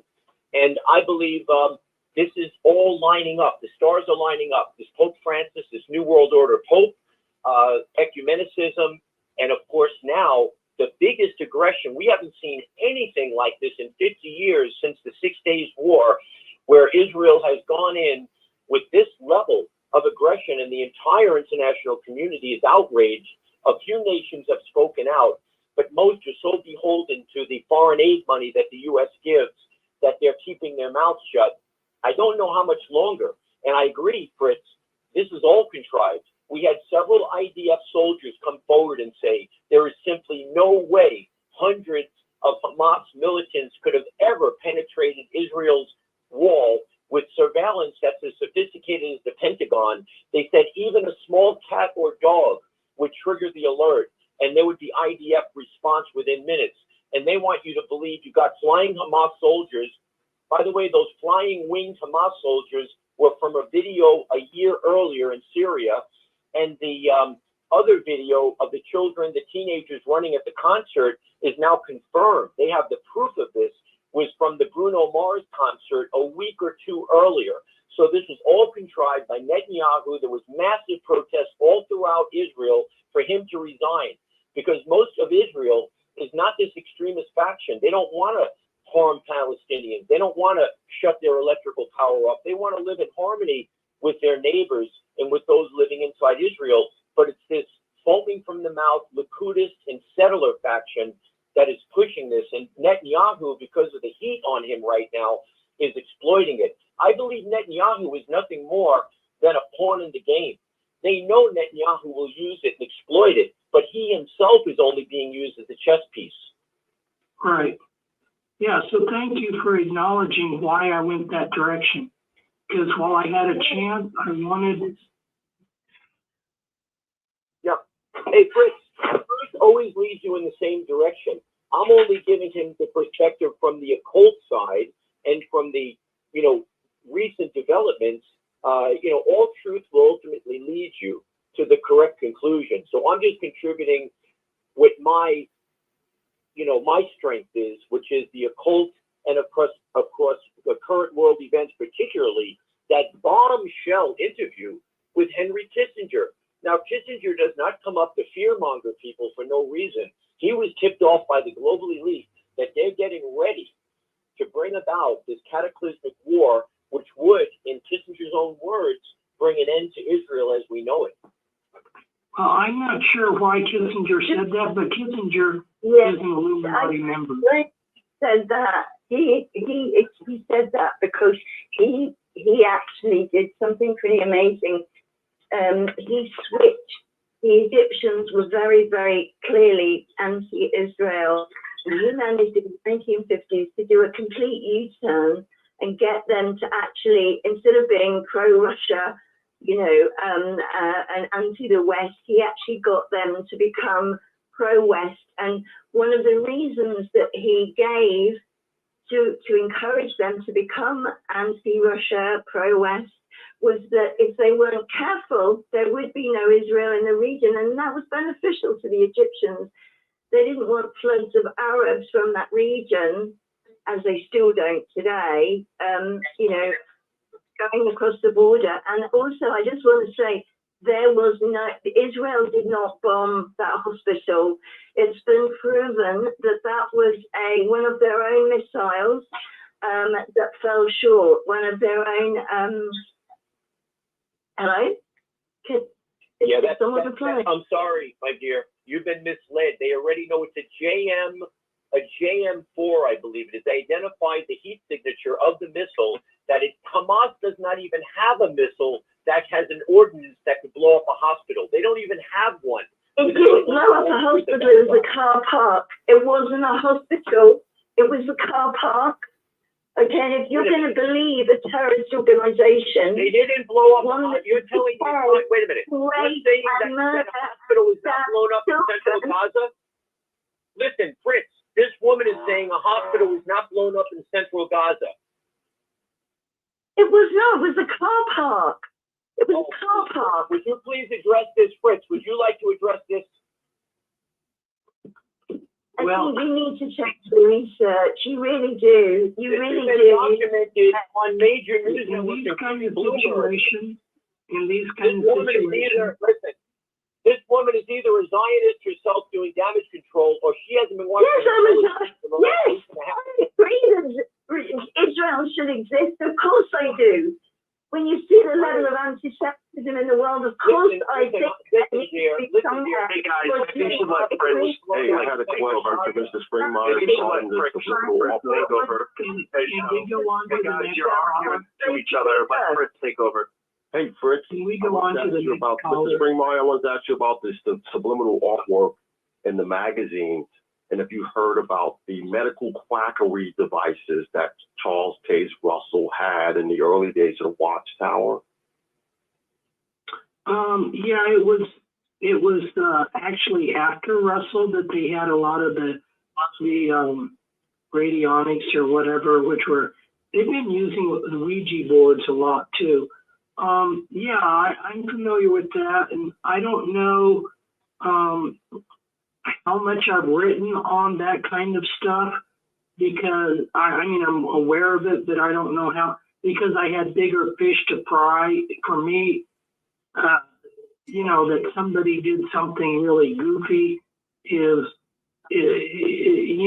so they did something goofy. What I've been concerned about is that the Watchtower Society is secretly connected to the world and a lot of evil. Very true. But yeah, you're right. They have the headquarters playing around. Smoking gun.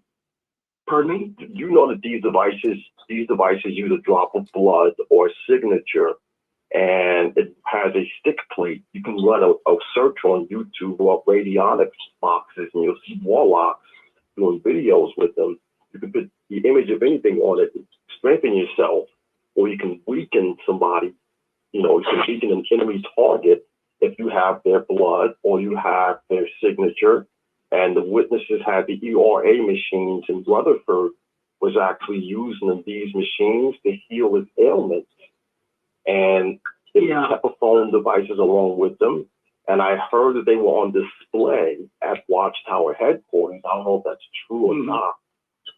But the subliminal images, where you see the faces inside of people's bodies or face in the chest, that is the working of the radionics device, where they can astral project remote viewing, and that these are hidden cells within the Watchtower, because the Watchtower is a Noahide disciple society where they don't acknowledge Christ or they don't acknowledge the Holy Spirit.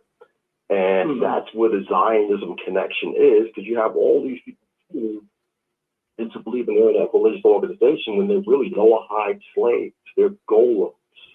If you heard of the golem being made by one rabbi and sent to the other, it's not really made of dirt. It's made of people.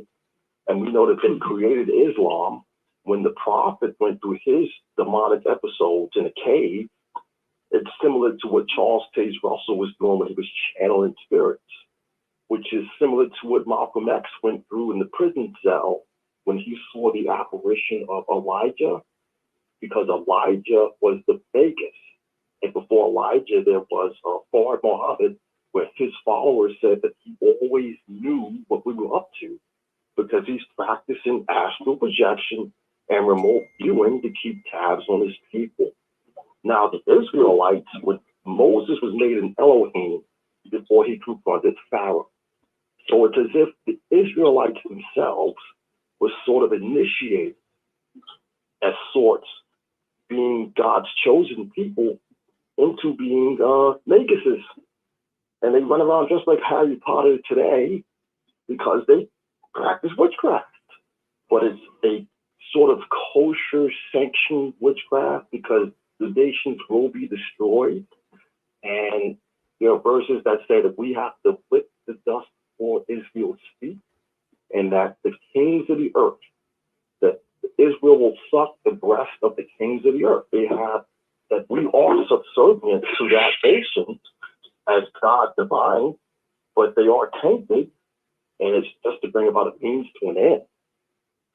That's what it seems. We have these Noahide places like Jehovah's Witnesses, the Mormons, Nation of Islam, and I think that they're all being, like you said, bewitched or demonized.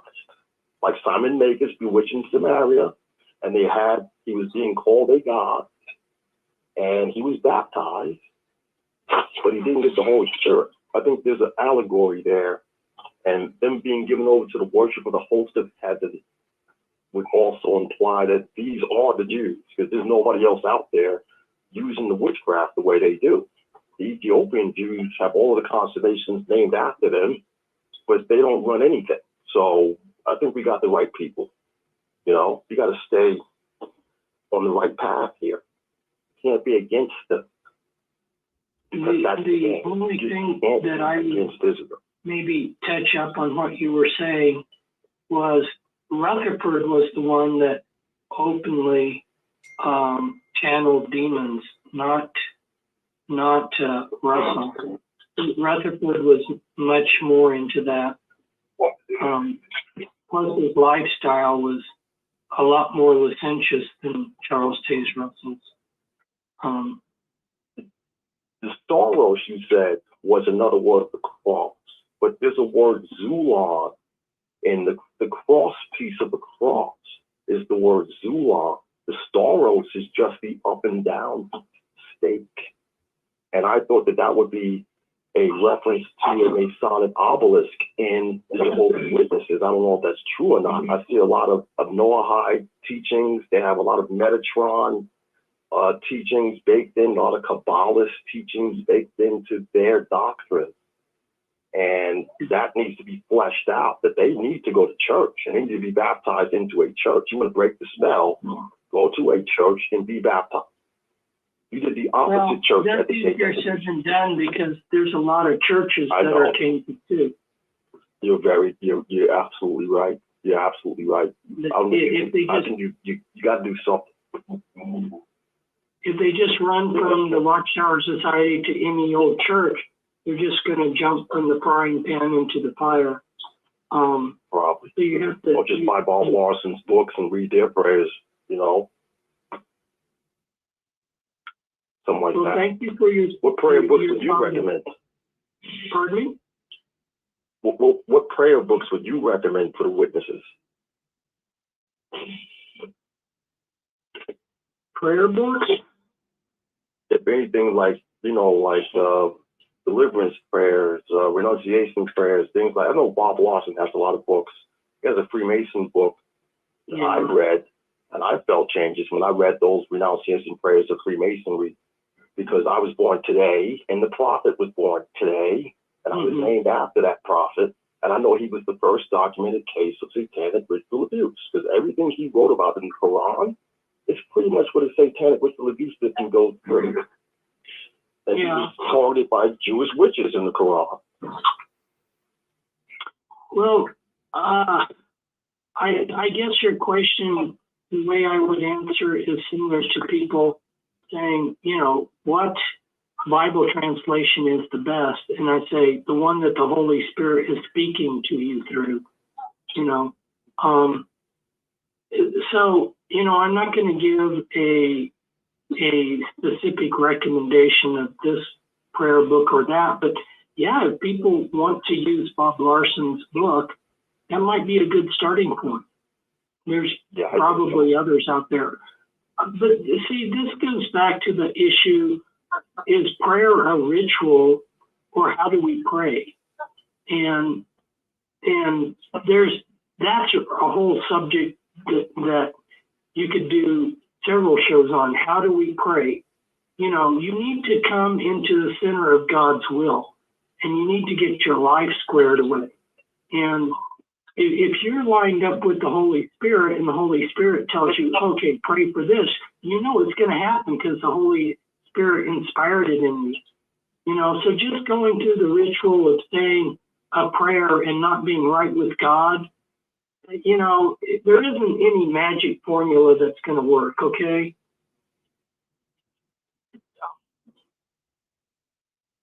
Yeah, thanks. Talk to the day.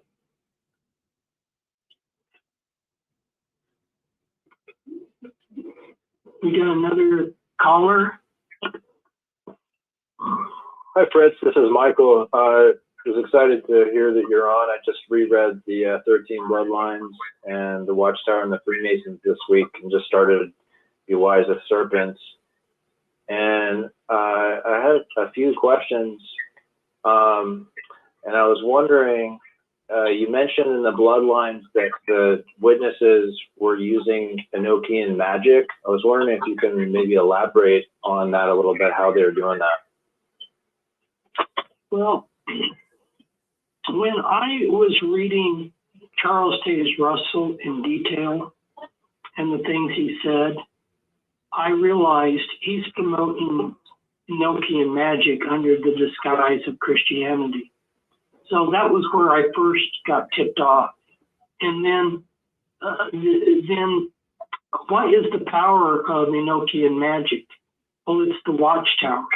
And then, like, if you're in the Masonic Lodge at the 3rd degree, the secret word that they teach you is Jehovah. And like in one of these talks that I've given, I quoted J.M. Butler. He is a magician, and he wrote the book Ritual Magic. And I quoted where he says that it was the Kabbalists who emphasized the mystery surrounding the letters of JHVH. And in other words, Jehovah is a very powerful magical word, and it's used in magic, ritual magic, and it's used in Freemasonry. It's a very important word. So I realized, you know, that there was this magical connection there, Enochian magic. But what really blessed me, how the Lord really blessed me, is because I went to a lot of conferences. I actually had some people that had been Jehovah's Witnesses in Bethel quarters, and they told me about doing satanic rituals that were Enochian magic. So, you know, I saw it through my research, and then I got it confirmed from eyewitnesses. So I don't know. Does that answer your question? Yeah, that was helpful. I was wondering if that maybe tied into any like neuro-linguistic programming that they do in their literature. But I had another question. Are you familiar where Freemasons, they will encode the number 33 in news articles and speeches, and how they'll, to communicate, to identify to other Masons, they'll ask if you're a traveling man. You familiar with this? Yeah, I'm familiar with their little games. Well, I was just curious. And like, yeah, go ahead. Excuse me. I was curious. In a 1997 speech that you were doing, you mentioned that you had been to 33 countries and that you're a world traveler. I was just curious what your intentions were with mentioning that. Well, my intentions were just to tell the truth. That's one of the reasons why I don't like even being on, showing myself on video, is because it's a natural thing for people to use their hands when they're speaking. And if I use my hands in any whatsoever way, then somebody starts misinterpreting that. Oh, he's trying to do hand signs, occult hand signs. The truth was I was in 33 countries, so it doesn't mean anything except I was just telling the truth, Or if somebody's 32 years old and I say they're 32 years old, I'm just stating the truth. I'm not trying to send a hidden message. There's so many people out there that are they're what's the word? They're just ready to pounce on me if I do any little slight thing. It's like if somebody had me, they asked me to do an interview, and I was at a park. And I said, well, let's do it in front of these trees. And then they're like, well, no, we'll get a better lighting and better picture if we do it over here. And there was a couple pillars. And then, wouldn't you know, somebody's going, oh, Fritz is into the occult. He's trying to send occult messages because look at that. Well, I just followed what the camera person wanted. It had nothing to do with me being in the occult. There's just so many people out there that are ready to try to tear me apart with the slightest nonsense, And Sure. this is one of the reasons why I'm not showing my face on here, is I'm sure somebody's going to look at me blinking, or my hand accidentally automatically waves when I emphasize something, and they're going to go, oh, he's trying to send a hand signal. I don't know. What do you want me to say? I was just telling the truth, okay? So this is just nonsense. Well, no, my question. Well, I know you've referenced Hex Mars for that exposed different presidents using hand signals that were referring to, being satanic or whatever. So I was just curious because, you've done so much research and you wrote the book, The Watchtower and the Freemasons. You know so much about the Freemasons. You must be aware that if you're using the number 33, that there's a symbolic significance to that. So I was just curious if you're aware of when you're doing that, or that just happens to be a coincidence. It was a coincidence because that was the truth. But then I went back and through my mind and counted the countries I've been through, and I can say that it's 34. So I've started using the number 34 because then people like you aren't going to jump up and down and say, oh, he's a shill, he's Illuminati, So whatever. Now I just say 34 countries, so the people will calm their rear ends down. You wrote about how your father, he worked for the United Nations, and I was just wondering if your father, was he part of, or did he work with the Illuminati in any way? My father had a dream to make the world self-sufficient in food. He was an ag engineer, and he went around the world. So my father was 2 years in Japan, 2 years in Indochina, 5 years in Sri Lanka, 5 years in Nepal, 5 years in Baluchistan, which is Western Pakistan, 5 years in Egypt, 5 years in Libya, and 6 months in Tajikistan. He was in all these places to try to help their agriculture, okay? And he went to those countries under the auspices of different programs. He went to Nepal under the USAID. He went to Libya under the auspices of the Food Agriculture Organization of the United Nations. So he went to these different countries with whichever organization would hire him to go in and work with their agriculture, okay? That was why he did it. He wasn't trying to, but, you know, here's the sad thing. My father was used by these people, you know, and I watched it. My father was sincere. He really wanted to help the world. In his own way, he wanted to save the world. But he was working for organizations that used him. And I think he kind of realized that to some degree, but he still had to make a living because that's what he saw as his calling. He's not a Christian, but that's what he felt he wanted to do with his life. So he allowed himself to be used to some degree. So he didn't intentionally work for these people because of who they were, but he worked there because that was how he could, you know, to get into a country like Libya, when you're an American, the only way he could get into that country was through the United Nations, because the Libyans hated Americans. Are you following me? Yeah, So, thank you very much for answering the questions. okay. I was curious I'd just like to hear from you what you thought about the Bloodlines book being on the CIA website. What do you think the reasoning is for that? Boy, I'm totally mystified myself. You know, they claim that it was in Osama bin Laden's possession when he was raided.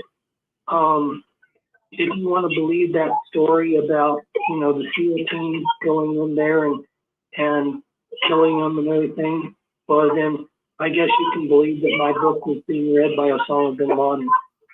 I thought, this is just my own take on it, but I don't know. I think they're trying to associate me with terrorism. You know, I mean, my book is something that terrorists like Osama bin Laden read. That was my take on it. But I don't really know. You know, it surprised me too. And a number of people, including one of my relatives, who that's how he found out about my book, was through the CIA website. So I guess some good has come out of it. I think that I was reading somewhere in one of your books that for deprogramming the mind control victims, so when you were working with Sister Wheeler, would you consider that you were deprogramming?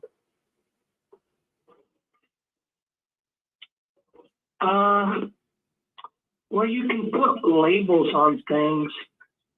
Basically, what I was doing was, it's a long story, but what I was trying to do was help her in any which way I could. So I wasn't there just to deprogram. I was there to help her in any way, to protect her from the Illuminati, to give her her freedom. And I did a wide range of things to help her and her family. And so deprogramming just happened to be one of the things that I had to do to help her, you know. I'm fixing to cause hell. Stop my life! That better stop now! You better be praying for your children. You've got some kind of nerve, girl. Lord, how did I get involved with these people? This witch! Witch! I can't believe you can be friends with people putting my children in danger. I'm pissed. So when you were doing, helping her and doing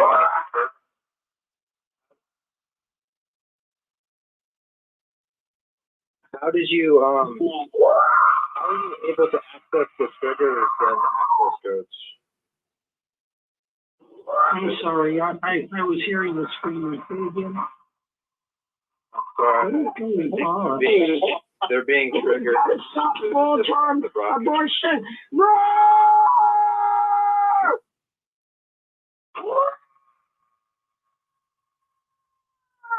Oh, me, Jesus. For the kingdom of heaven is near.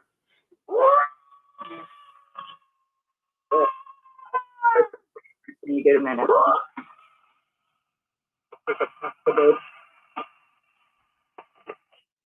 This really Bring becomes the whole world to war, please.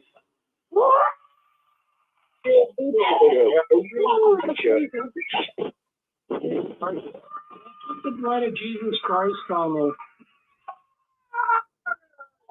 Can you put the blood of Jesus Christ on there? No, yes, Lord.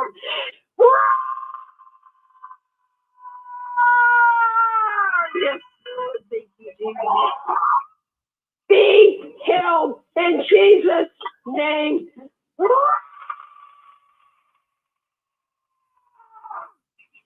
Looks like the Spiritual dead bury their own dead.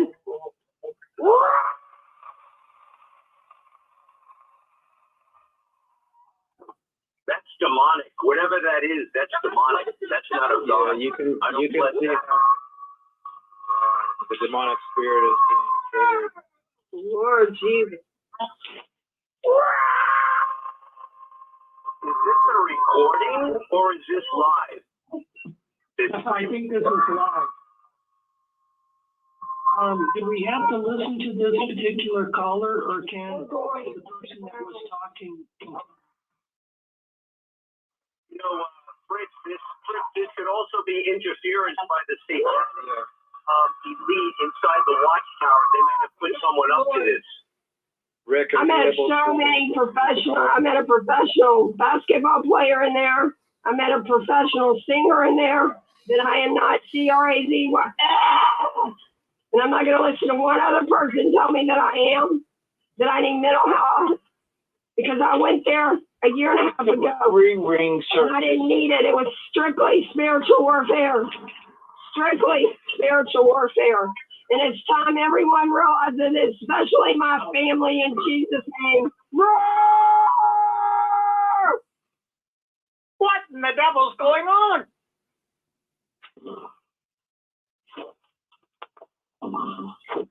We've got to stop full-term. Again. Another freak show. What in the devil's going on? Rick, where are you? I'm supposed to be the lion, and there's so many people out there that are supposed to be lions, but whether they're supposed to roar like me, I don't know. Crap. I pray the Lord Jesus. I take medication. I do this right here. Please, Everybody, you shut your phone off and don't come back. No, yes, Lord.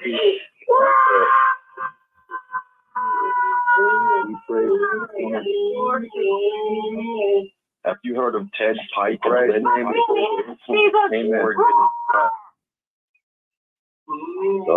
Reverend Ted Pike. Pray for this lady. We know I that. met so many professionals. I met a professional basketball player in there.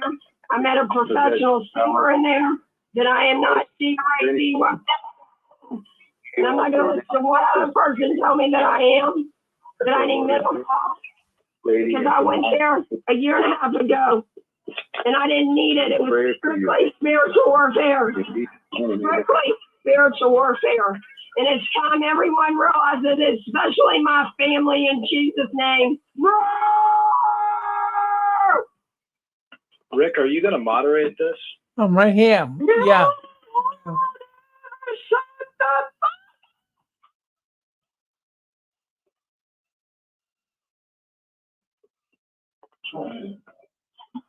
For the kingdom of heaven is near.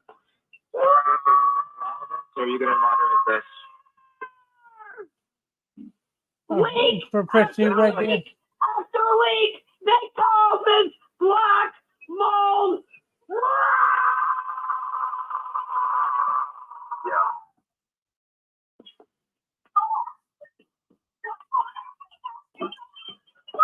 I'm thinking that I was possessed because everybody kept telling me I was possessed. that I'm not possessed and there's not an evil spirit coming out. But I'm going to tell you, all the evil spirits that are coming at me, things get kind of crazy. So Rick, can we move on to some? Yeah, well, we're trying to hold on one second. Miracles. Oh, Jesus. I gotta let it out instead of letting the evil one hold it in. In your will, Lord, I just give it to you. Shut it. I know you called me to save, but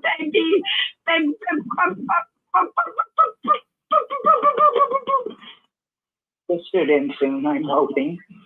I'm hoping. And I just ask you right now, call me in the drawing, and if you want me to be here to say,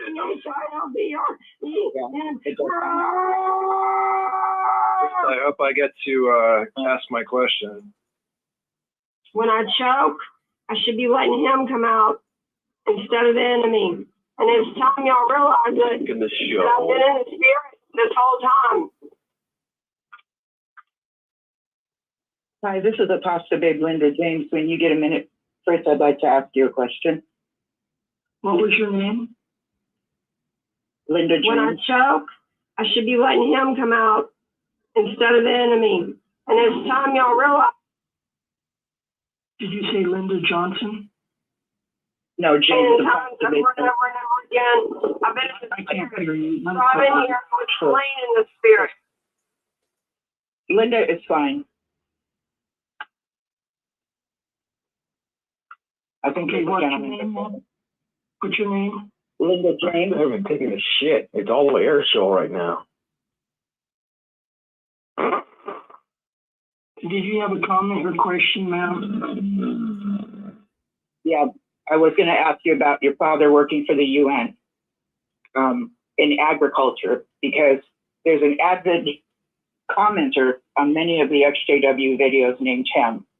And he told me a few years back that what helped him wake up was an elder in his congregation. I believe he's in Britain or London somewhere, that worked for the UN in the agriculture department. And he asked me to make a video on the guy. I researched him and everything, but the timing didn't feel right to me. I didn't feel like I knew enough. What he was told by that elder was like, it's nothing to work for the UN. It's like being a candy striper at the hospital or something. Like, he just blew it off when Tim asked him, how can you work for the UN and be a Jehovah's Witness, you know? So my question to you was, maybe you know, what is the purpose of the United Nations having a section of people working in agriculture? What would that purpose be? Do you know? Well, the area that he worked for was called Food Agricultural Organization. And when he was in Libya, he helped run a test farm, and they took strains of wheat, and they were testing to see which strain of wheat grew best in that environment. So, you know, you can theorize that this strain of wheat will grow the best, but until you actually do, you don't know. And so he was doing that kind of stuff. He was testing what particular kinds or brands or genetic strains, whatever word you want to put to it, would work best in that environment. So that's what he was doing. When he was in Sri Lanka, he was trying to, I guess you could say, in a way, invent or engineer what I call cow power. It would be where a little farm would push their manure into what would be underground as a tank, and then that tank would produce methane gas, and that methane gas would be bled off to run a generator, so that a little farm would be able to be self-sufficient in electricity. So Wow. These were the kind of things he was doing. It had nothing to do with the world order or anything. You know, and I was there in Libya for a while one summer helping them, because he was, that gets into a whole discussion on that the Libyan workday is about 15 minutes. And he needed some help to do some of the things that he wanted to do. So I just went over there and was a sidekick for him. Would you say it was for positiveness rather than, like, instead of getting rid of fresh vegetables, access to fresh food, it's more positively to have access to food, so for the livelihood of people, rather than, how there's certain groups out there that will get it to where you won't have seeds anymore to grow. It had nothing to do with all that nonsense. He was just trying to help the world. Okay, so don't write me all this craziness. It had nothing to do with that. My dad was very altruistic, and he was working with a lot of people and politicians that weren't, and he would get frustrated because he was trying to do good, and sometimes the people above him were just politicians that just wanted to play games. So, don't read into anything. He was just out there. No, he had to go to these. Pardon me? Honestly, please don't assume I'm reading into something when I sincerely ask you a question. Like I asked you, do you believe it for positive or maybe negative? I was sincerely asking you what your view was. Everything he did was for the positive. Thank you. When he was in the United States, he invented a new centripetal sprinkler system. So you fly over the United States and you see circles, green circles down below there. Well, you can thank my dad that he created a new generation of sprinkler systems. Okay, you didn't get much credit for it. Pardon me? I said, wow, I'm amazed. My dad was a genius. He was out there trying to help the world. So all these people that want to back engineer what he was doing and make it into something crazy, they don't have a clue. And that definitely was not my intention. I have no green thumb. Like I can't even grow a plant. Okay. So agriculture just seems like the most foreign thing to me. And that's why I was asking you what you had observed in your opinion. And I appreciate what you told me about what your father was into and how he... And when my father came back to the United States and he would give talks about these foreign countries, he would say, the lower you are in, the kind of things he would say is, the lower you are in your government, like county government, state government, federal government, international government, he would say that the higher you go up, the more corrupt and the less good that they do. He would say things like that, but he only went so far. But I mean, even saying that much, considering some of the agencies he worked for, was pretty kind of eye-raising that he would speak out so boldly. Yeah, that is pretty bold. Just saying that alone, that's very bold. I appreciate your time. I appreciate your opinion and letting me know about your father. He sounds like an amazing man, and thank you. Yeah, I really looked up to him, and see, his problem was, I'll tell you, ma'am, is he was not a Christian. He was an honest man. He was hardworking. He never cussed. He never drank. He never cheated on my mom. He had all these virtues. And so, although he never said this, I sort of got the impression that he had the attitude, why would I need to be a Christian? Why would I need Christ when I can be a good person without all this? But the thing of it is we all need Christ. It doesn't matter how good of a person we are. Thank you. You're welcome. I appreciate you sharing your father's legacy with us. That's beautiful. Thank you.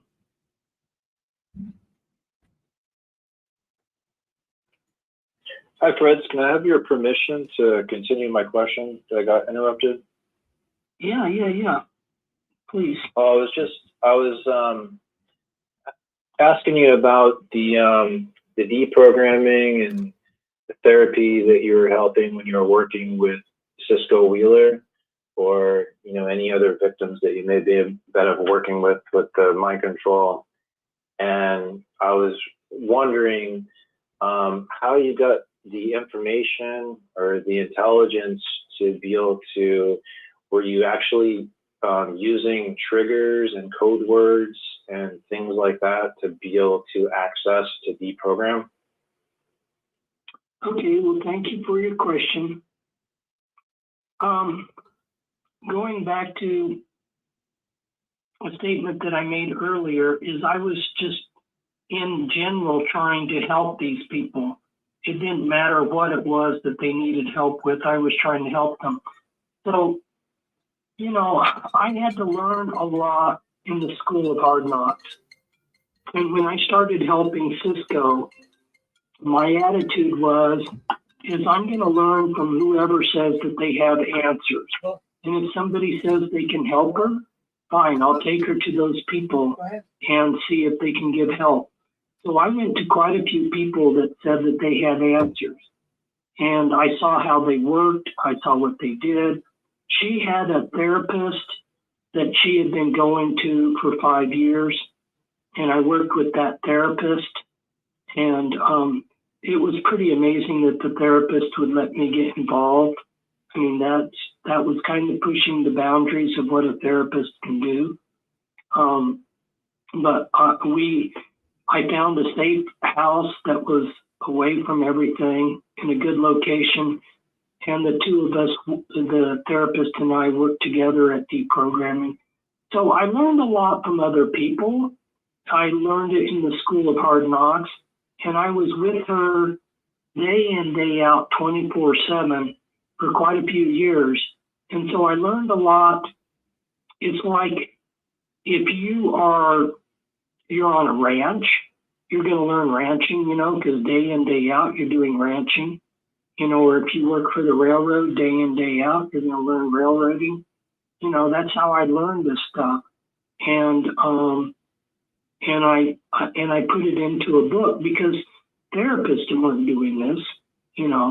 I'm not the only person that knew about trauma-based mind control, but nobody was coming out with the nitty-gritty.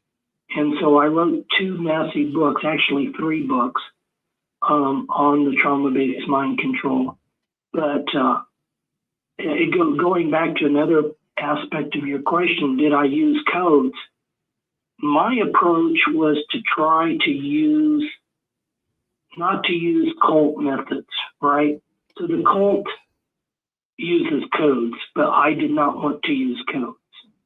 I wanted to use other methods.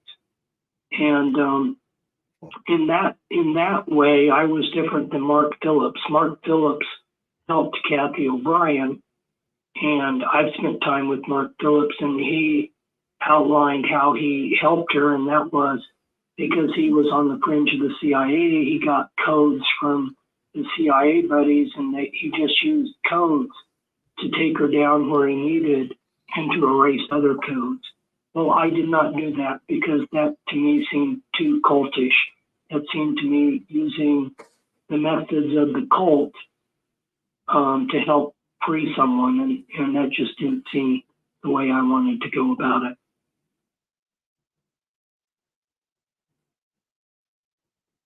Did that answer your question? Yeah, that was a very good answer. Thank you. I was curious.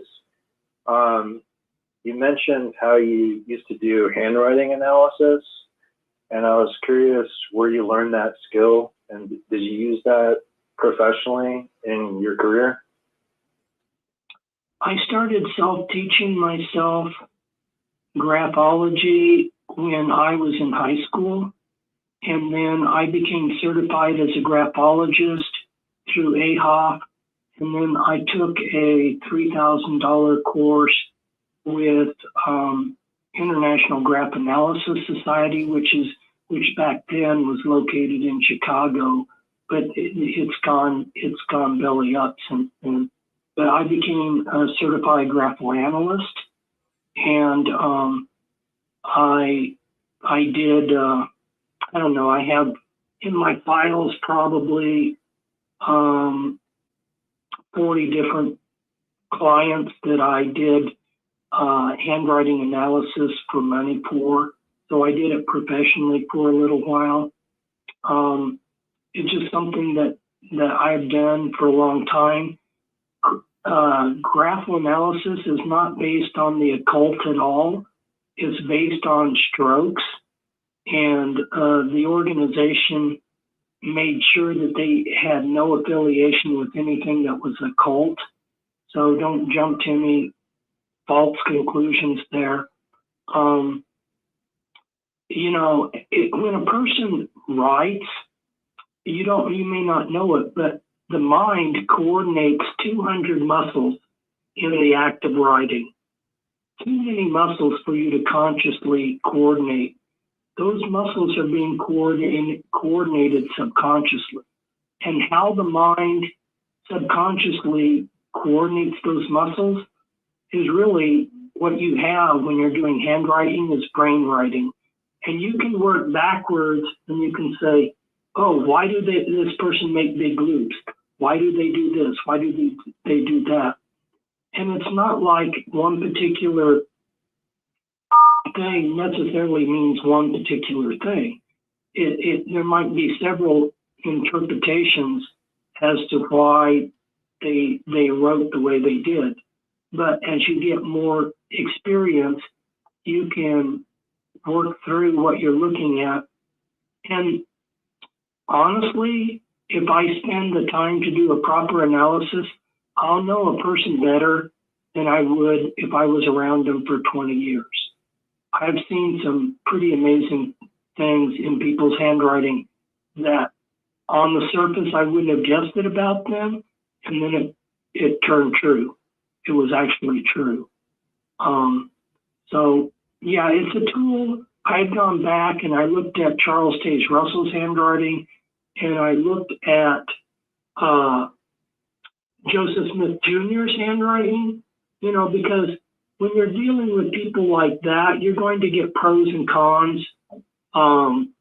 People that are against Charles Taze Russell are going to say good things about him, and people against him are going to say bad things. Well, their handwriting shows that both Charles Taze Russell and Joseph Smith Jr. were both dynamic people, right? And so when you realize how dynamic of people they were, it helps you understand how they started their religions that they did.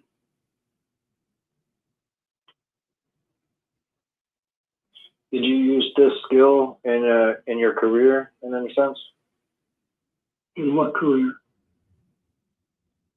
The handwriting analysis, did you use that professionally? Well, as I said before, I did do some handwriting analysis professionally. I also did experiments or research, like I went and asked like 30 children if they would draw what they thought God looked like. And children that had been abused would draw monsters and things like that. So you could learn quite a bit from their drawings. And that's a psychological projective technique. That's not handwriting analysis per se, but they go together. Again, it's the brain expressing itself. So yeah, I use that when it's helpful. If I'm around somebody, I'd like to know if they're going to kill me or something. I'd like to know what kind of things go on in their head. If they're going to lie to me or something. But I don't do it professionally now. It's just something that I'm aware of. Yeah, it's very interesting. I'm just wondering, like, where would someone use that in practice, with employment? With employment, some of my colleagues, the way they used it is they would present themselves to a company and they would say, look, give this the handwritten applications, and we'll put them into 3 piles. we'll put them into one pile, they're definitely not qualified, and one pile, they're moderately qualified, and another pile, they're highly qualified. And then you can hire the people you want. And so some companies actually use that, you know. I never got any jobs like that. I did work like, there was a high school, and at graduation they had different booths. They had I don't know what you would call it. They had different booths that the seniors could go to, and I set up a booth, and I would do a handwriting analysis of the seniors. They would line up, and I would just tell them some simple things about themselves, and then they would walk away amazed. And anyway.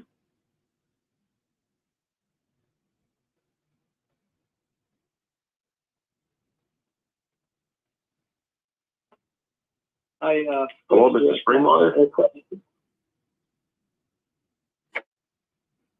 Hello, Fritz. Mr. Springmeier, you're from Portland, right?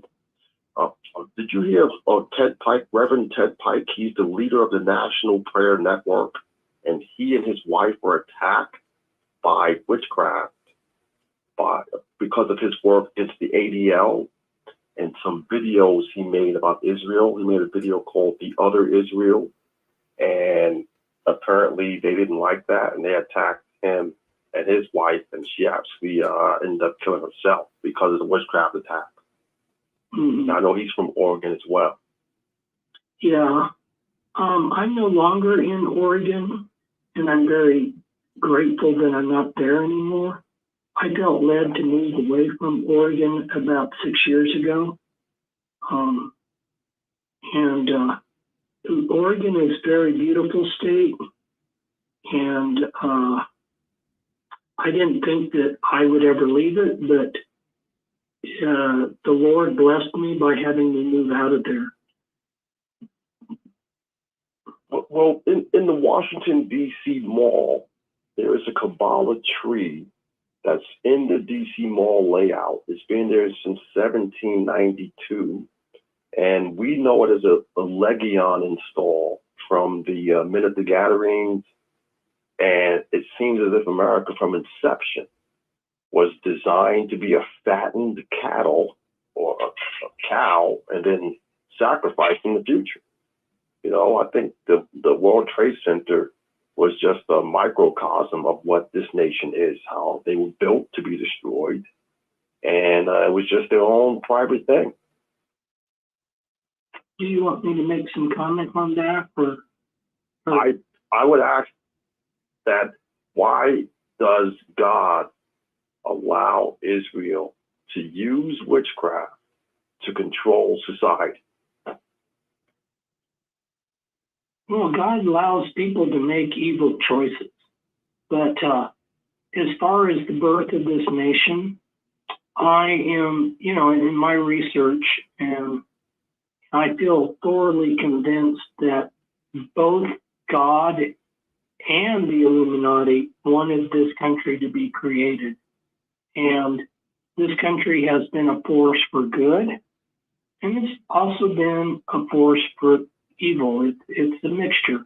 But, you know, this country has been blessed by God in many ways, but unfortunately, you know, we're seeing the evil triumph in this country, and the evil forces that were participants in the creation of this country are now seeing their agenda come into fruition.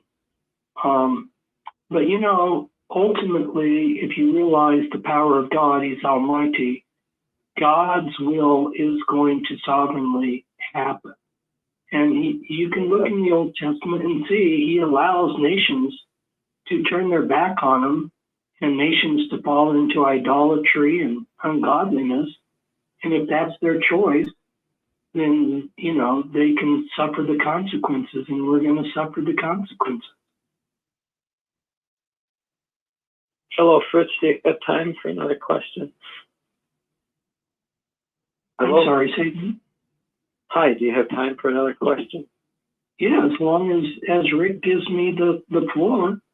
Okay, great. I don't know if it was discussed already, but originally Watchtower was referred to as Zion's Watchtower. Did you?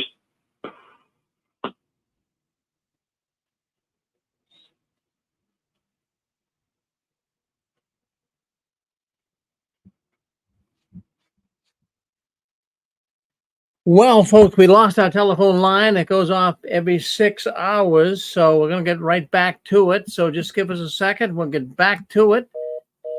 Hang on. We'll get back onto our telephone number. Every 6 hours, it goes off. So let's just take a couple minutes here and be able to get this back with us. All right.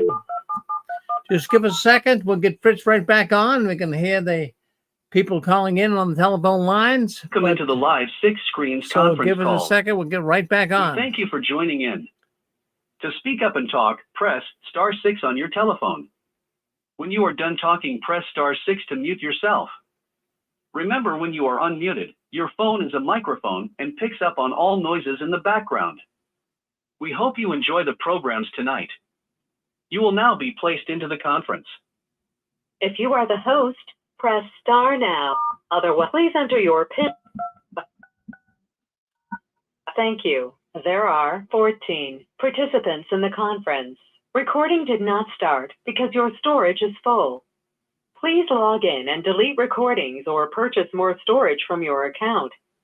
On the cult side, and people don't realize that the things that they think are from the Bible can have an occult usage. So that's just something that if they got into the occult world, they would discover. That's like I was trying to explain the word or the name Jehovah. Why did they start using that? Well, it's because it's a magical word, and there's better forms. They could say Yahuwah or Yahweh, but no, they got to. Even now, they stick with Jehovah, even though there's plenty of research that says that the Tetragrammaton was not pronounced Jehovah. Right. Well, what I find so interesting, if you were to sample 100 people, with as far as my research has gone, the understanding of who that is ranges from the creator of the universe, all-loving, all-knowing, wise God, to down to the demon, demigod of Israel, who basically was trying to gain supremacy for that group of people in that part of the world. And I mean, the information is out there, but it just seems that there's such a wide view of who that personage or whatever is. Everything that's holy is Satan is trying to subvert it. God created a special people for himself, and Satan's tried to mock them. God has preserved the scriptures, so Satan's inspired people to write really bogus translations of the scriptures. The New World Translation that they came out with is a spurious. It's not even a translation, So everything God's done, Satan's tried to imitate. Mm-hmm. Yes. You mentioned before about the movement to end all religions, and I know that there's much discussion going on about revamping religion to make it more appropriate for our modern world. What's your reading on what has been going on to this point, as far as that, and where, well, let's say the Illuminati or whoever, where they fit in? Well, Albert Pike said that they were going to get rid of all these religions. When I communicated with kingpins in the Illuminati, they said the same thing. they said that there were only two Christian groups, the Church of England, which is the Anglican Church, and the Roman Catholic Church. Those were the only two that they wanted to survive the shaking that they're going to do, in their as they're shaking things and taking things apart in these coming years. So they want to dismantle, including the Jehovah's Witnesses. They want to dismantle these things, and they want to turn the people to Luciferianism. And if you're in the Masonic Lodge, that's what they're seeing. They're saying, yeah, Albert Pike's prophecy or his agenda is the steps are going there. They see it. And so that's what's happening. That's why I spoke up with that one caller, and he didn't like me speaking the direction I went. But it was an opportunity for me to tell people this war over there in Israel is not religion. This is just pure hate. And it's a contrived war where they're playing on people's hate and fears. Yeah, that's for sure. And of course, it's causing a lot of upset in people's lives because of how it distracts them so much. If you and some of those Palestinians are Christians. Right. Oh, exactly. In fact, this is interesting. When this was at least 20 years ago, when we were witnesses, we actually studied with Palestinians, a family of Palestinian Christians that came over. Great people. Yeah. And they attended Kingdom Hall for a short bit. But he was looking for a wife. Yeah, he had practical motives. He was looking for a wife. Yeah. I've got to throw another situation in here. You mentioned Luciferian, and I'm aware of that they're making moves toward that.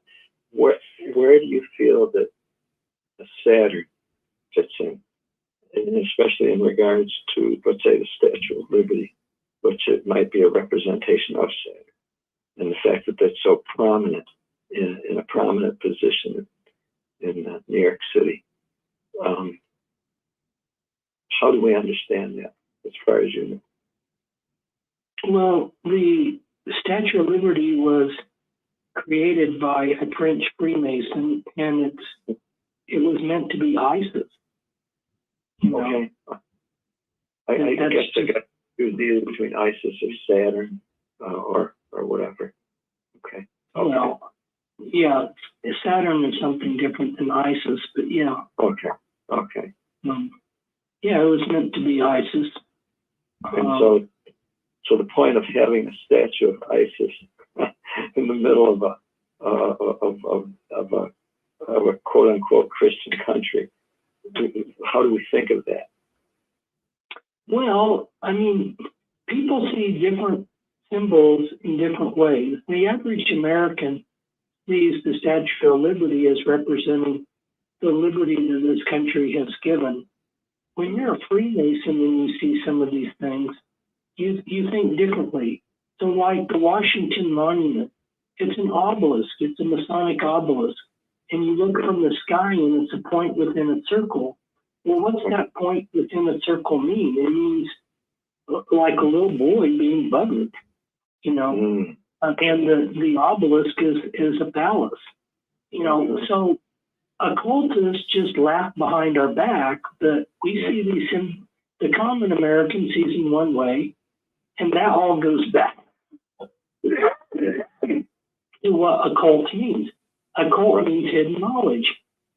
Right. And we're given the exoteric meaning, and they know the esoteric meaning, and they laugh behind our backs. Right.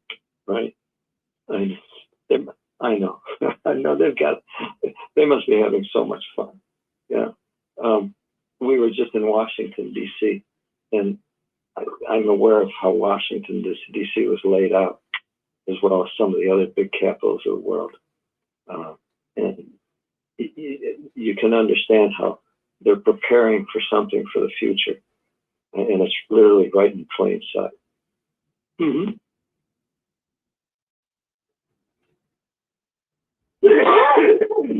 Yeah, the beltway that goes around Washington, D.C. Mm-hmm. is 666 miles long. Interesting how they design these things like that. Huh? I know. I understand. Yeah. You know, we've been following another chronologist. He's a deep history person, and this is related and not related. But what he's discovered is that saying history repeats itself. He said not only does history repeat itself, it's not random. It repeats itself precisely. And that course is controlled. And all these things basically are in front of us in hidden knowledge. And honestly, I think so much of that's coming out right now. In other words, it's not as hidden as it used to be. Right. There's literally a time for its unveiling.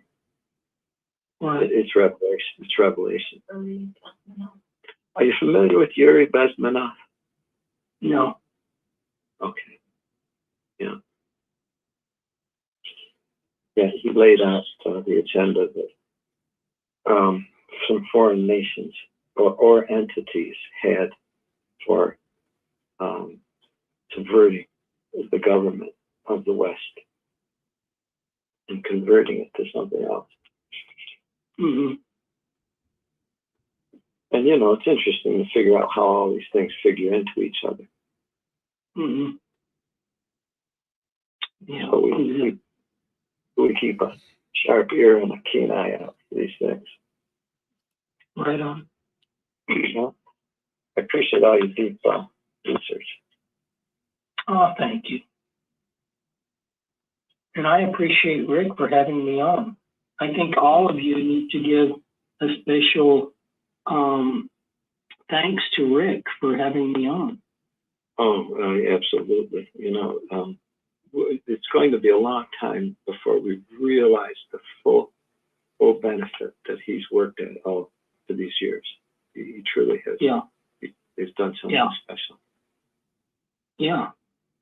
I'm so glad that I got a chance to expose some of the things that I talked about tonight, because a lot of this was fresh information. Yeah. Yeah, I mean, this, and it continues. I recognize it continues to come out. As I said, we've been following someone too, and I don't know if you're familiar with the person. The site is called Archaix, Archaix. And the individual is a very ancient history chronologist. And he's mapped these things up. He really doesn't get into the occult end of things. Rather, he gets into the hidden history end of things. And how he says it's actually, you actually can predict events in history because they've proven already to be cyclic, precisely cyclic. It reminds me of the scripture that says there's nothing new under the sun.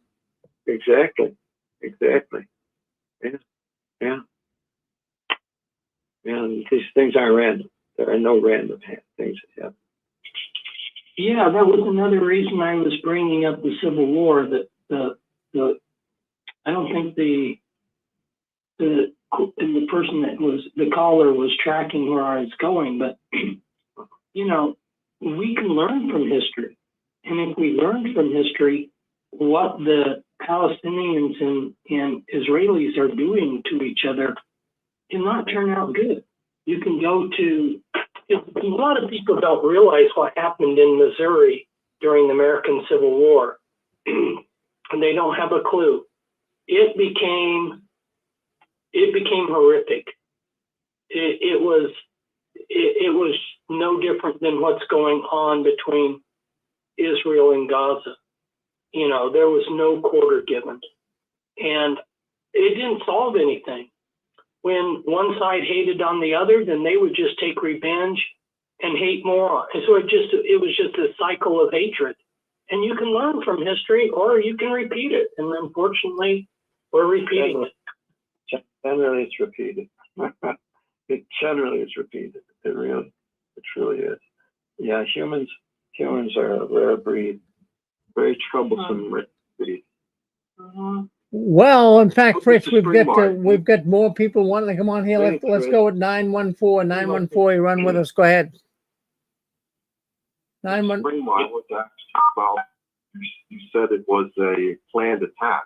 So, how is that a hatred if they planned it on themselves?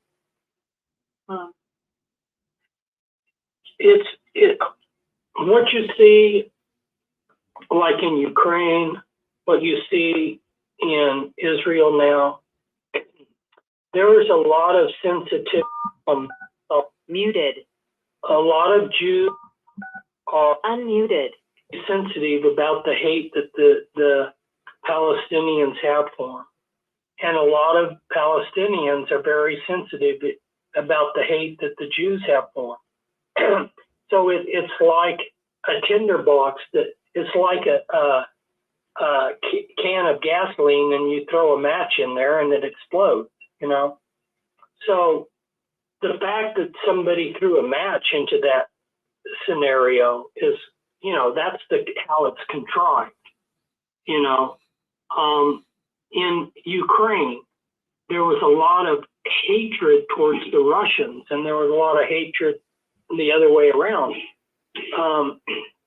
Back when I lived in Portland, and I would go to the LA Fitness every day, and so there was a group of guys in the locker room that had worked out, and you know, I've been in a lot of countries, and I kind of can pick up what language people are speaking. So I was listening to these guys talk, and it sounded like Russian. Ukrainian does sound a lot like Russian. A lot of the words are similar. And so I asked, well, are you guys from Russia? Oh my goodness.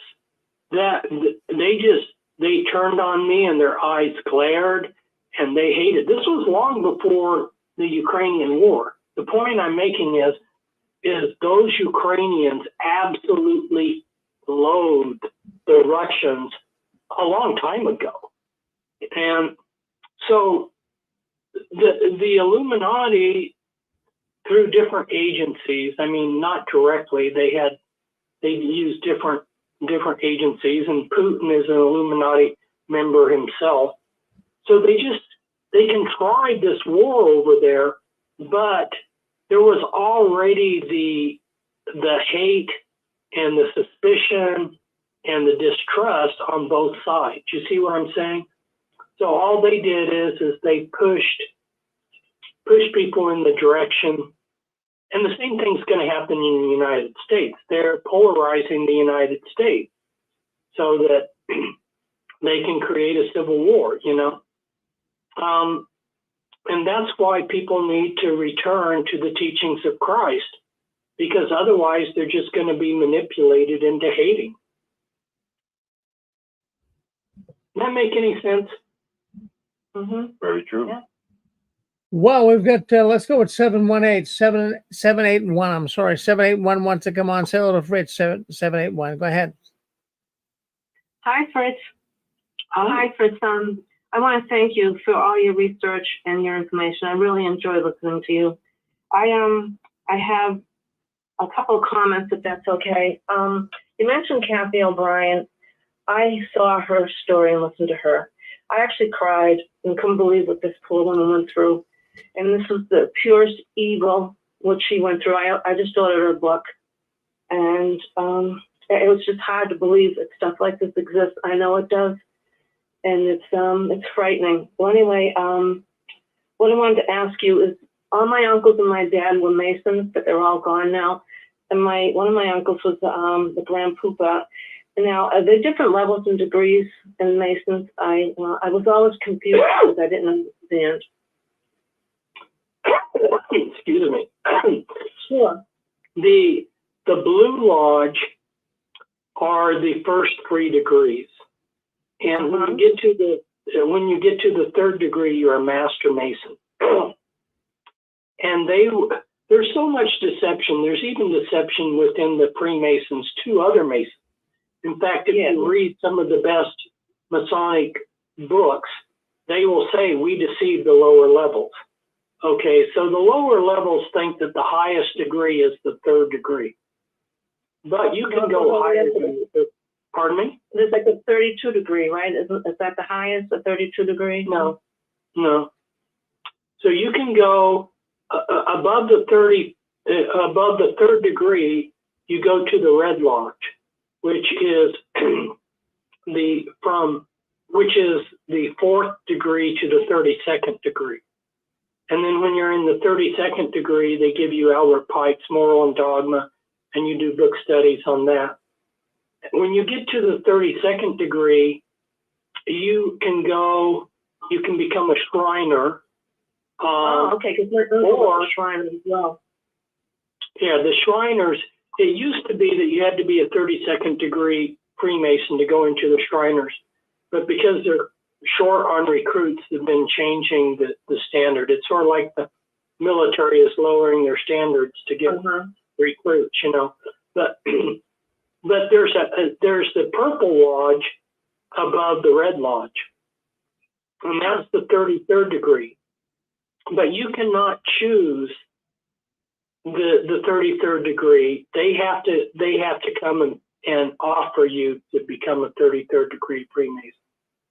So if they deem you worthy, they'll come and tap you and say, would you like to be a 33rd degree Freemason?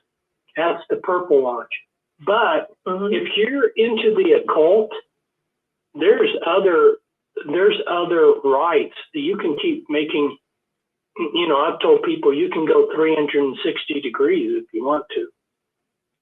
There's more degrees beyond the Purple Rite, but they're occultic, satanic rites. Yeah, that I knew. I found out the hard way.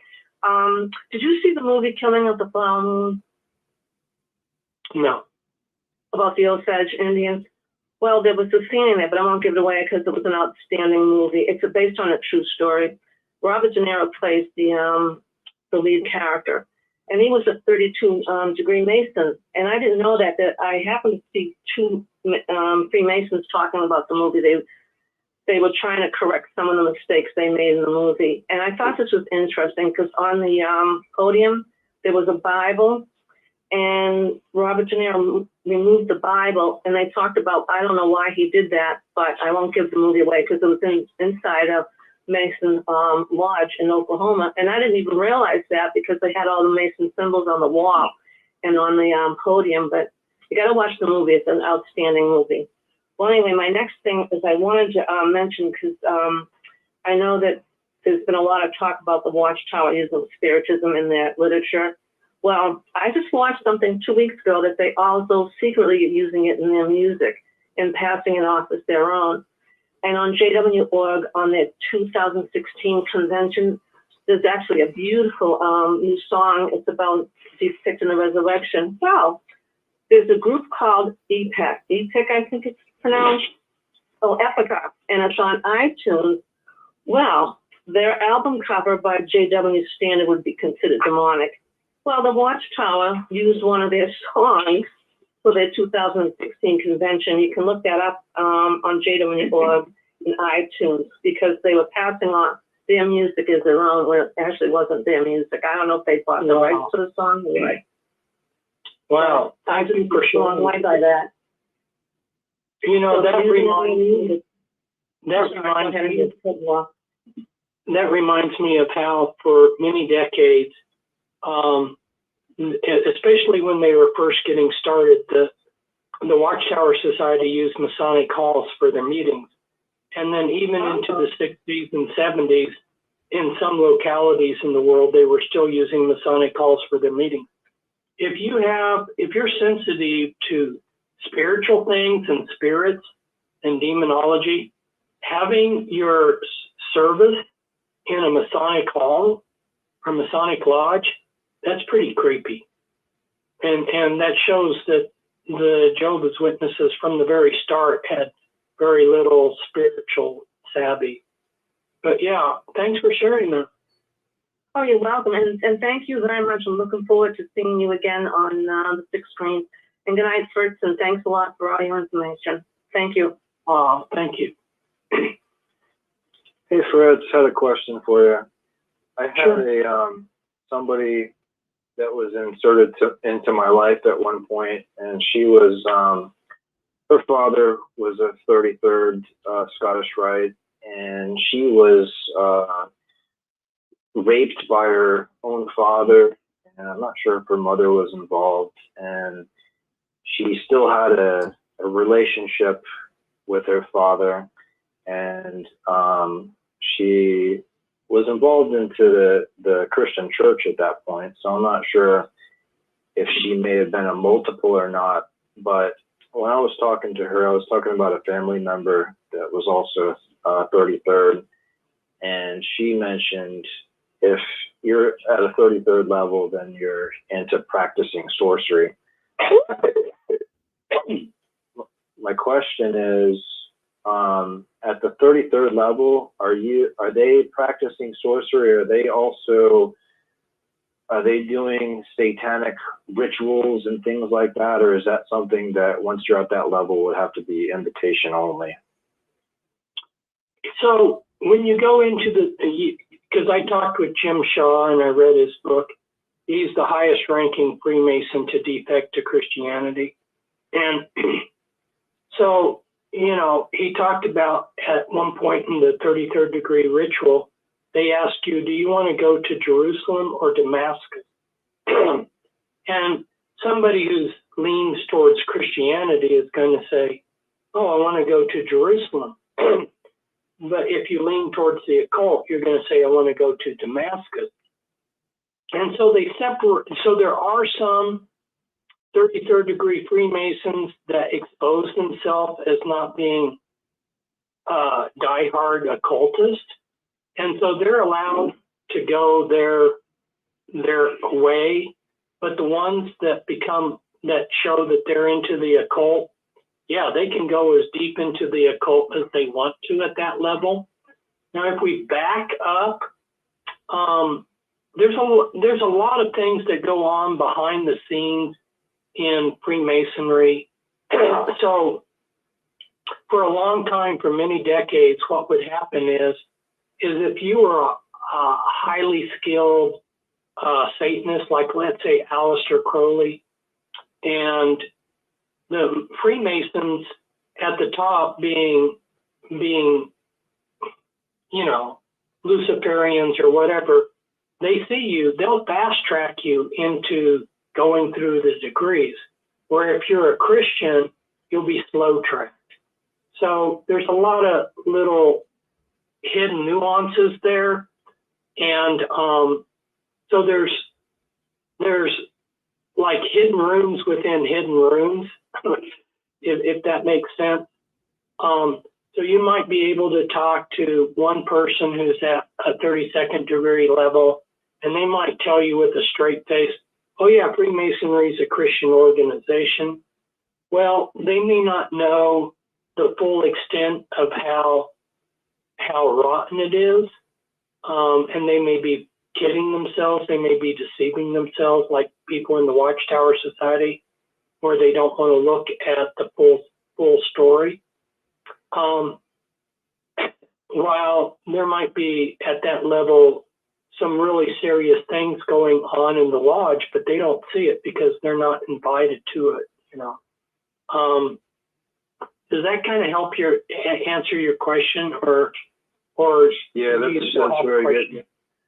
That's a very good answer. I was just, I guess, still curious when you get to that 33rd level, are you becoming illuminated that the grand architect is Lucifer, or are you still kind of able to choose like a light or dark path that you're kind of distinguishing between Jerusalem and Damascus?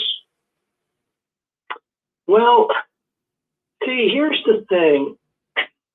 It's like people eyes wide shut, like that movie.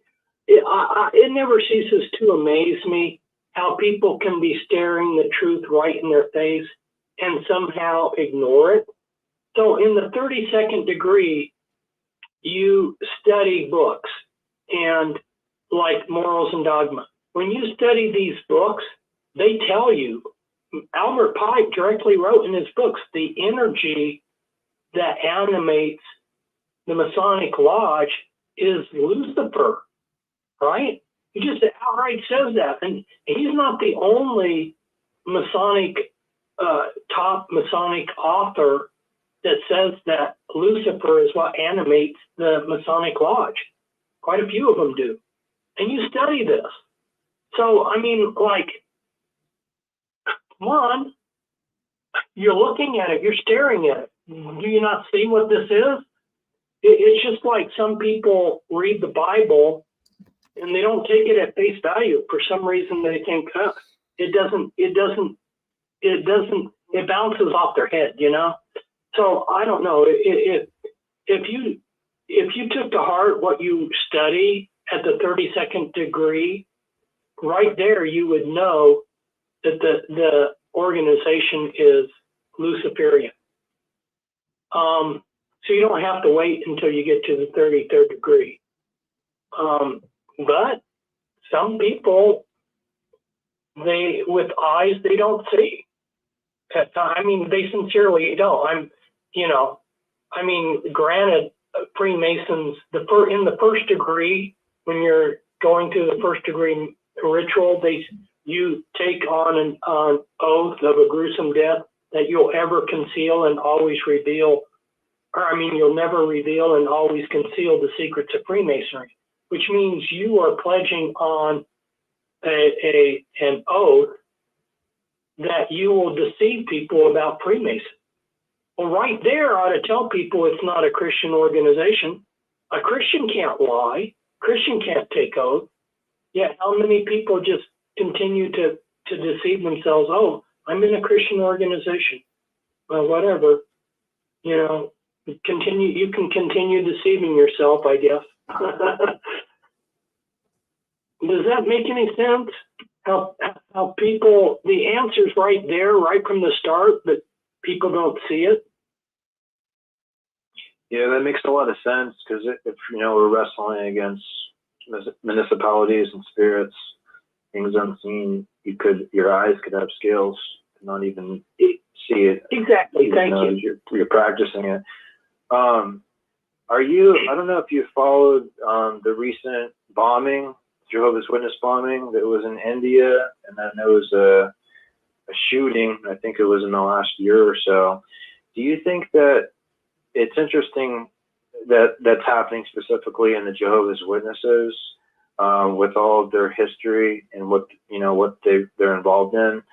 Do you think that these may be sleeper agents that are being activated they're being used to sacrifice, as pawns, the cult religions, to bring in dismantle the old system to bring in the world religion? Yeah, I do, actually. It's not something I've expressed, but yeah, if you want to put it that way, I would agree. And do you think is it just spiritual? Is it demonic? Or is it also that they're actual SRA victims that have been programmed for that very purpose? Yeah, I believe that it's people that are programmed. Yeah, you had that shooting in Scandinavia. And it's this, it's a polarization, it's a radicalization. It's just stirring up the pot, and that's what we see right now. Another way to look at it is it's a judgment of shaking. The world's being shaken. So, we have two factions. We have the kingdom of darkness, and we've got the kingdom of light, which is the kingdom of God. And right now, God's allowing us to go through judgment. And on the other side of things, the kingdom of darkness wants to put us through all this. So it's like, okay, we're going to go through this because both sides are at the point that that's what they want us to endure. At some point, God will, his ultimate will prevail. But for right now, we're going to reap the harvest that we have, whatsoever you sow, that shall you also reap. And we have sown some pretty nasty stuff.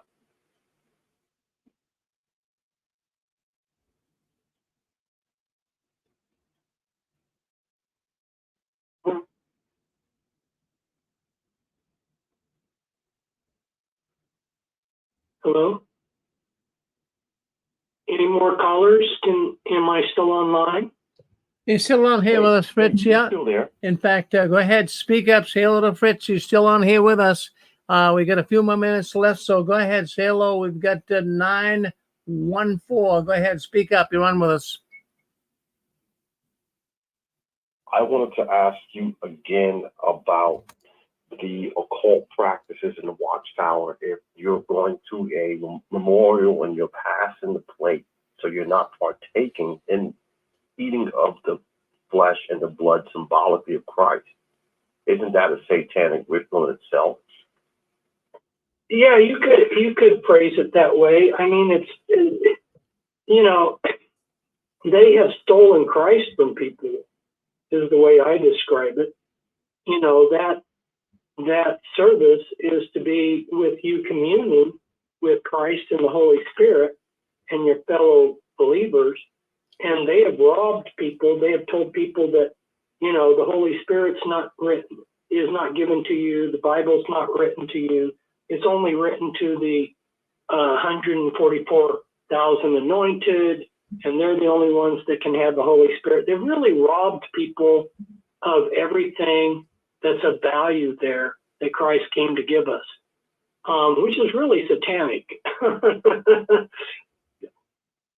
Sounds like Jeroboam diverting Israel to Dan and Bethel to worship at the golden calves instead of going to Jerusalem.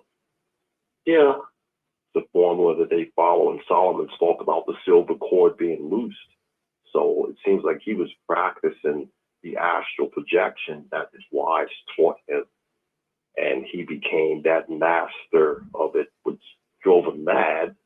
But there are gleanings in Ecclesiastes about the occultic, how they the poor ride on the horseback and the wealthy are walking in the streets because they use rituals to cause a reversal of fortune on them. And it seems that when we're being driven into debt and we're being put in sorrow. So even Ezekiel 13 speaks about how the righteous are made sad by the witches. And when they have you in an oppressed environment, they prosper. And so that's why they have these fires that they start, because it always works out. Like Solomon's gold didn't come out of a meteorite from space. It came from other people around the globe. And they're working the same processes. But if they're in charge, if you touch them, God will punish you. And I know it sounds crazy, but it's true. Thanks for your work. Wow. Question, can you hear me okay? Can you hear me okay? Go ahead. You're on with us. Go ahead. I just had a question. This is Stephen. We talk about, like you just mentioned before, they're trying to set America up for civil war. We talked about the Illuminati taking over world plans and all the rest of that. And with respect to Watchtower, if and when all of these things, I'm sort of ahead, where is Watchtower in all of this? I'm sure we're probably all in agreement that these idiots that run Watchtower, so-called faith and religious groups, are not the ones that are really in control. So where are they in all of this? And where will they be when all of this comes to fruition, if it ever does? I think I've answered that question. Is that okay? I will go. Let me answer it again. That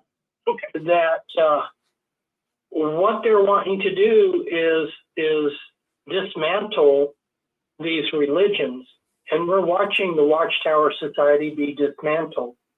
In the past, the elite protected the Watchtower Society from itself, but the Watchtower Society has done all kinds of pedophilia and its leaders, and it's been protected.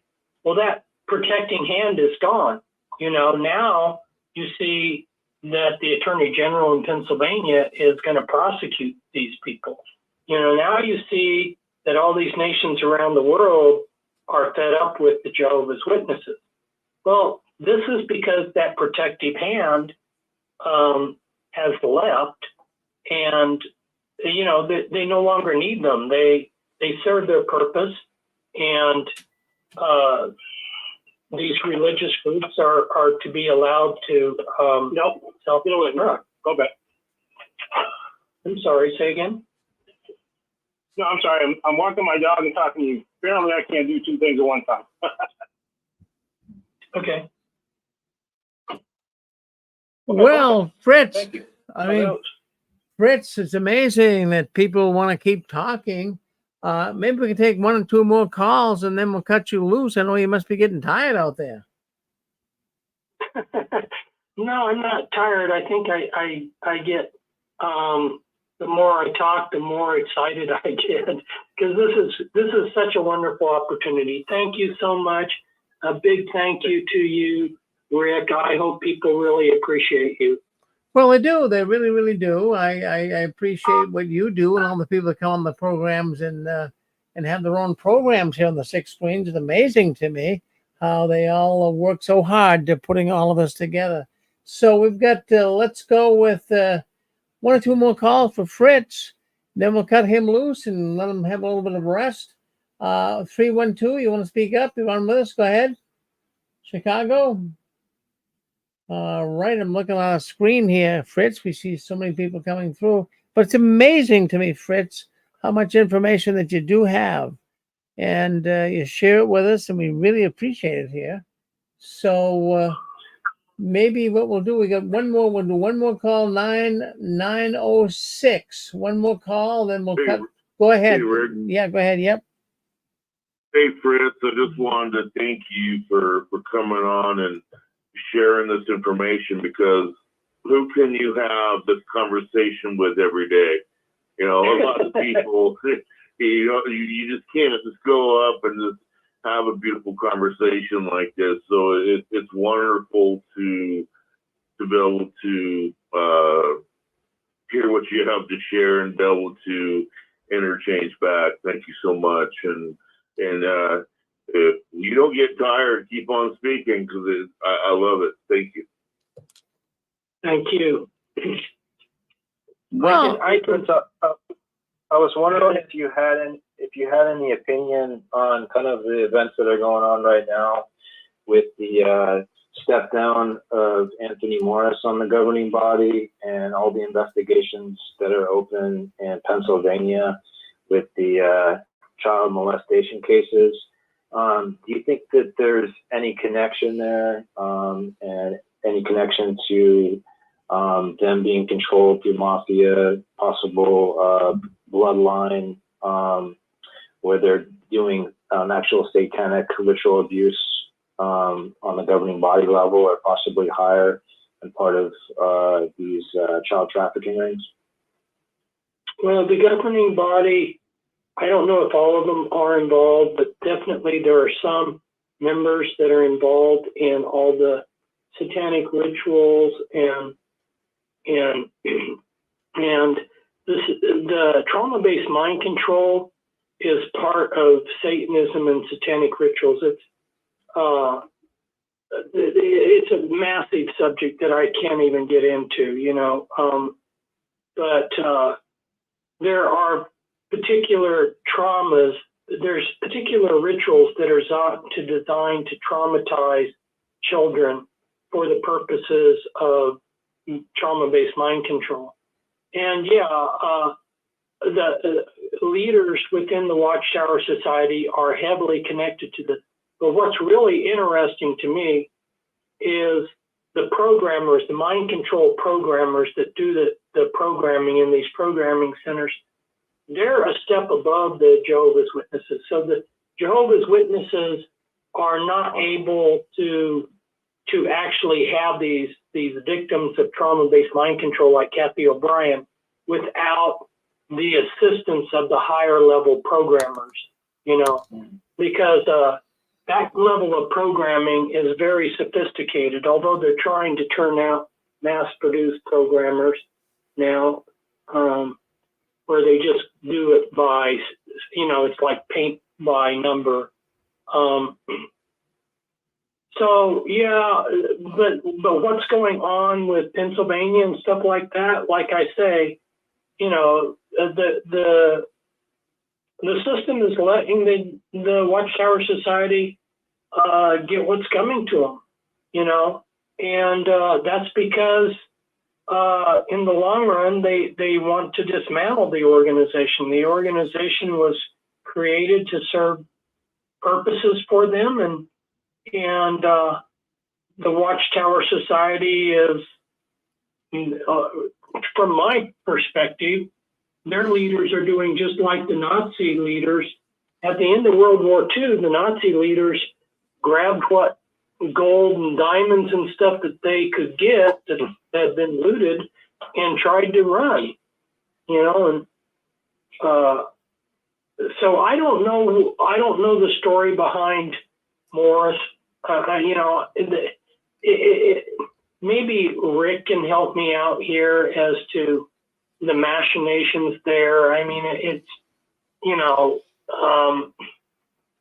I don't know. You've got these, from my perspective, it looks like childish games, but I don't know. Rick, can you weigh in on this? Yeah, well, I'll come in here. I mean, Tony Morris, of course, was a governing body member that, going back, I believe it was last February, somewhere around there. I'm not sure. Maybe it was in March. But anyways, it was obviously deleted. The Watchtower no longer wanted him to be a governing body member. And so Tony was gone. And there wasn't much really said about it. No one really came to grips with what happened at the Watchtower with Tony. A lot of speculation. I mean, plenty of people came on the 6 screens and talked about, well, this happened, that happened. Maybe he was an alcoholic. Maybe he was involved with the child sex abuse in Pennsylvania. So we still don't know. So, but it's so esoteric and so secretive. And that's what really, I mean, gives reason for you to come on too, Fritz, and speak about these things. The Watchtower does not in any way level with people. So that's why people like yourself, when you come on, you kind of nail it that they were involved in a lot of secrecy, satanic ritual, and what have you. So nobody really knows why Tony was deleted, and only time will tell. Yeah. Well, Rick, aren't they still giving him a stipend? They set him up with a house and they're paying him. Yeah, he does. He has a house in Lumberton, North Carolina. That seems to be a kind of a little stipend amount of, well, let's put it this way. I think it's something that the Watchtower did for him for some reason or another. That's strange to me, but nonetheless, he does have a house he's living in North Carolina that's on the Watchtower dole. So that's kind of strange, but only time will tell, Fritz. The strange thing about the Watchtower is they don't really, sometimes when they do things, they don't explain it to people. They just leave things up in the air. So people have no idea really what really is taking place. But I did speak with a woman. In fact, I went down to the protest in Washington, D.C. just this week, and I spoke with a woman named Selena Vertolomo. Have you heard of her, Fritz? No, sir. All right. Well, Selena, she believes many things like you do. The Watchtower is a very secretive organization. She does believe in the satanic ritual abuse and all of this that takes place in the Watchtower. Now, what we have here, Fritz, is not everyone is going to come to grips with what she says and even what you say. I think you understand that, right? Oh, yeah. I mean, it does. I mean, not everyone's going to come to grips with all this, but I did meet with her, and she actually is a doctor. She has a doctorate degree in English, and she's a very well-spoken woman. And she swears that the Watchtower is involved in satanic rituals, sacrificing of babies. I challenged her on some of that. Especially on the sacrificing of babies. I was a Jehovah's Witness for 50 years, and, some of this would have leaked out concerning sacrificing babies. I said, I've never heard of that in the Watchtower. Now, Fritz, did you ever hear of that? Did you ever hear about sacrificing babies in the Watchtower? I have spoken to people that were Jehovah's Witnesses that took part in those kind of ceremonies. But the thing of it is the missing link here, the missing piece, is one has to understand trauma-based mind control makes multiple personality disorder.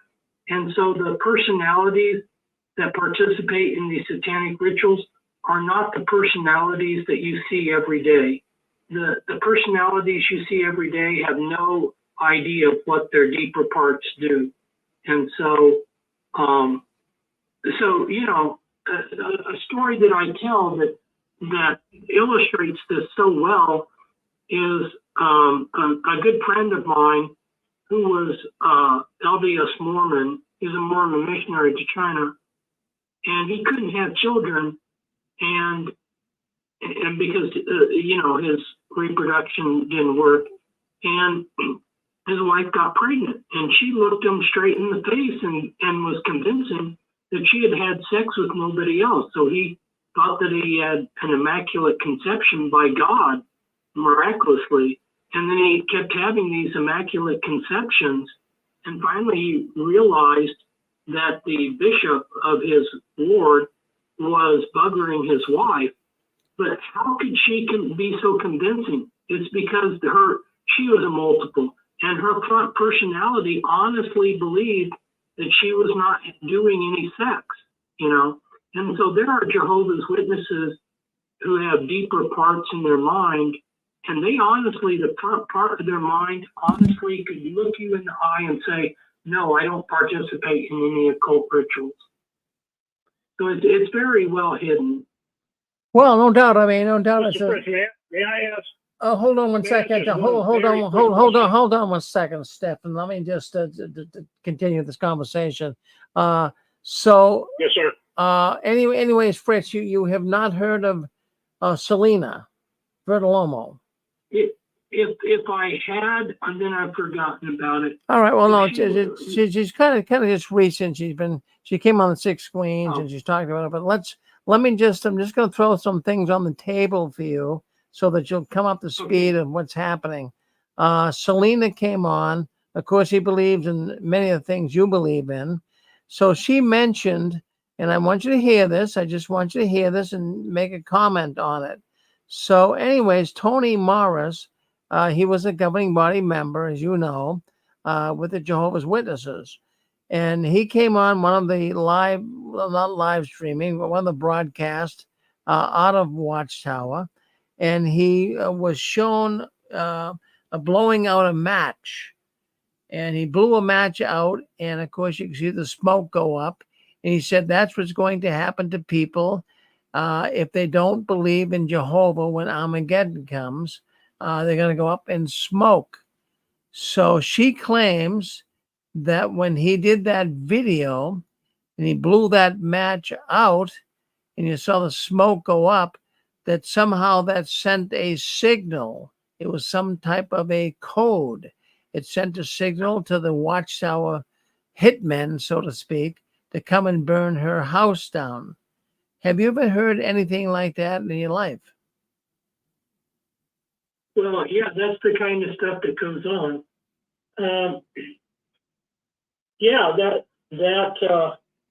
she might be right. I don't know in that particular instance, but yeah, that's the kind of that's what I was saying earlier about these codes and triggers that would be used.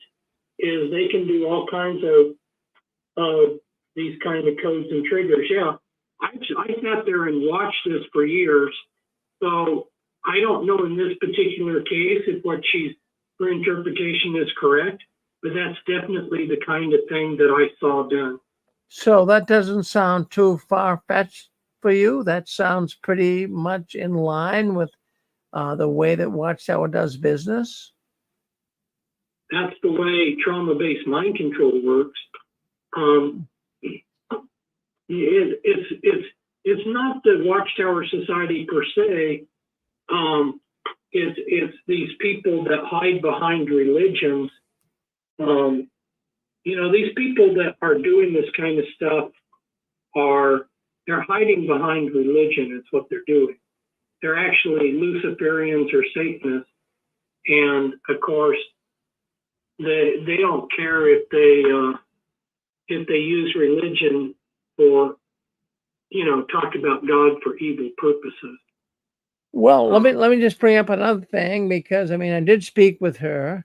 I do believe that she did say that she was molested sexually when she was a young woman, a young girl. So I do believe that. But let me throw something else out on the table. She mentioned, and Fritz, this I challenged her on because she came on our program as well. But Selena Vertolomo, she mentioned that there were 80,000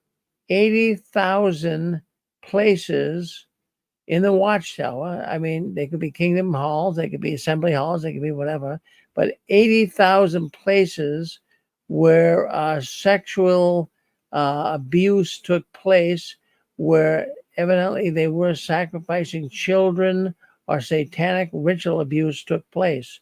Does that seem a little far-fetched to you? Do you believe that there could be 80,000 places that this took place? It sounds far-fetched.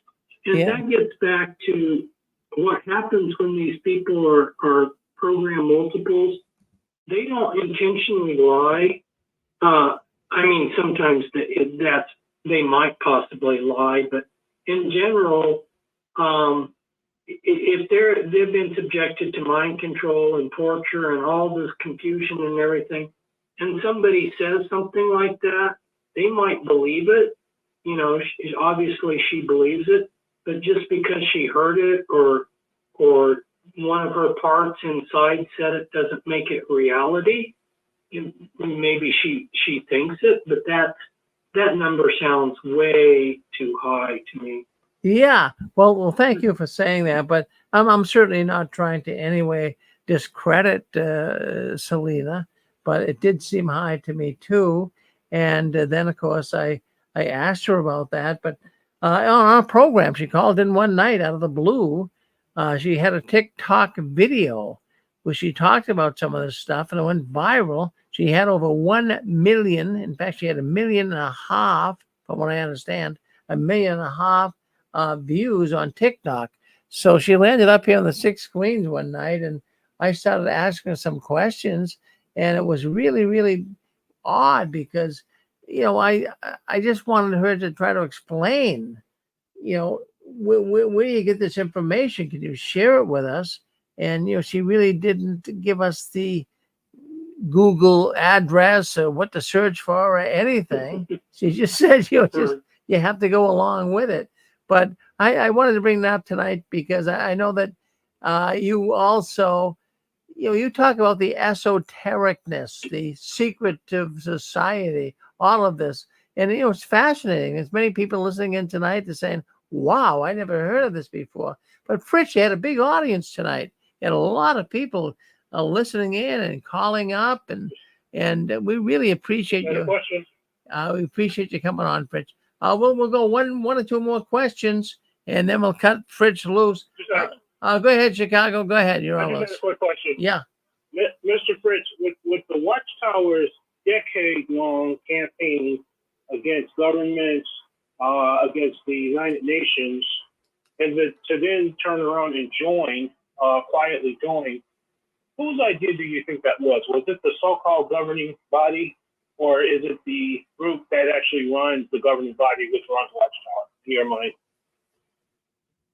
Well, the governing body obviously went along with it. And so it would be both. But see, it's like some people say that Watchtower Society is a man-made organization. Well, I take it a step further and say man-made. It's more than that. It's a demonic-made organization. But as a man-made, but let's just think of it on the level of being a man-made organization. So they're making decisions that sound rational in terms of playing their what can I say, politic games or whatever. You know, they're working with different agencies to try to be buddies and to get this, you know, scratch each other's back and everything. So they see it as something beneficial. So the governing body is involved in that. And just like Rick said, there's so much secrecy. They know that if they do something like that, because they've done a lot of things that are in secrecy and people haven't discovered them.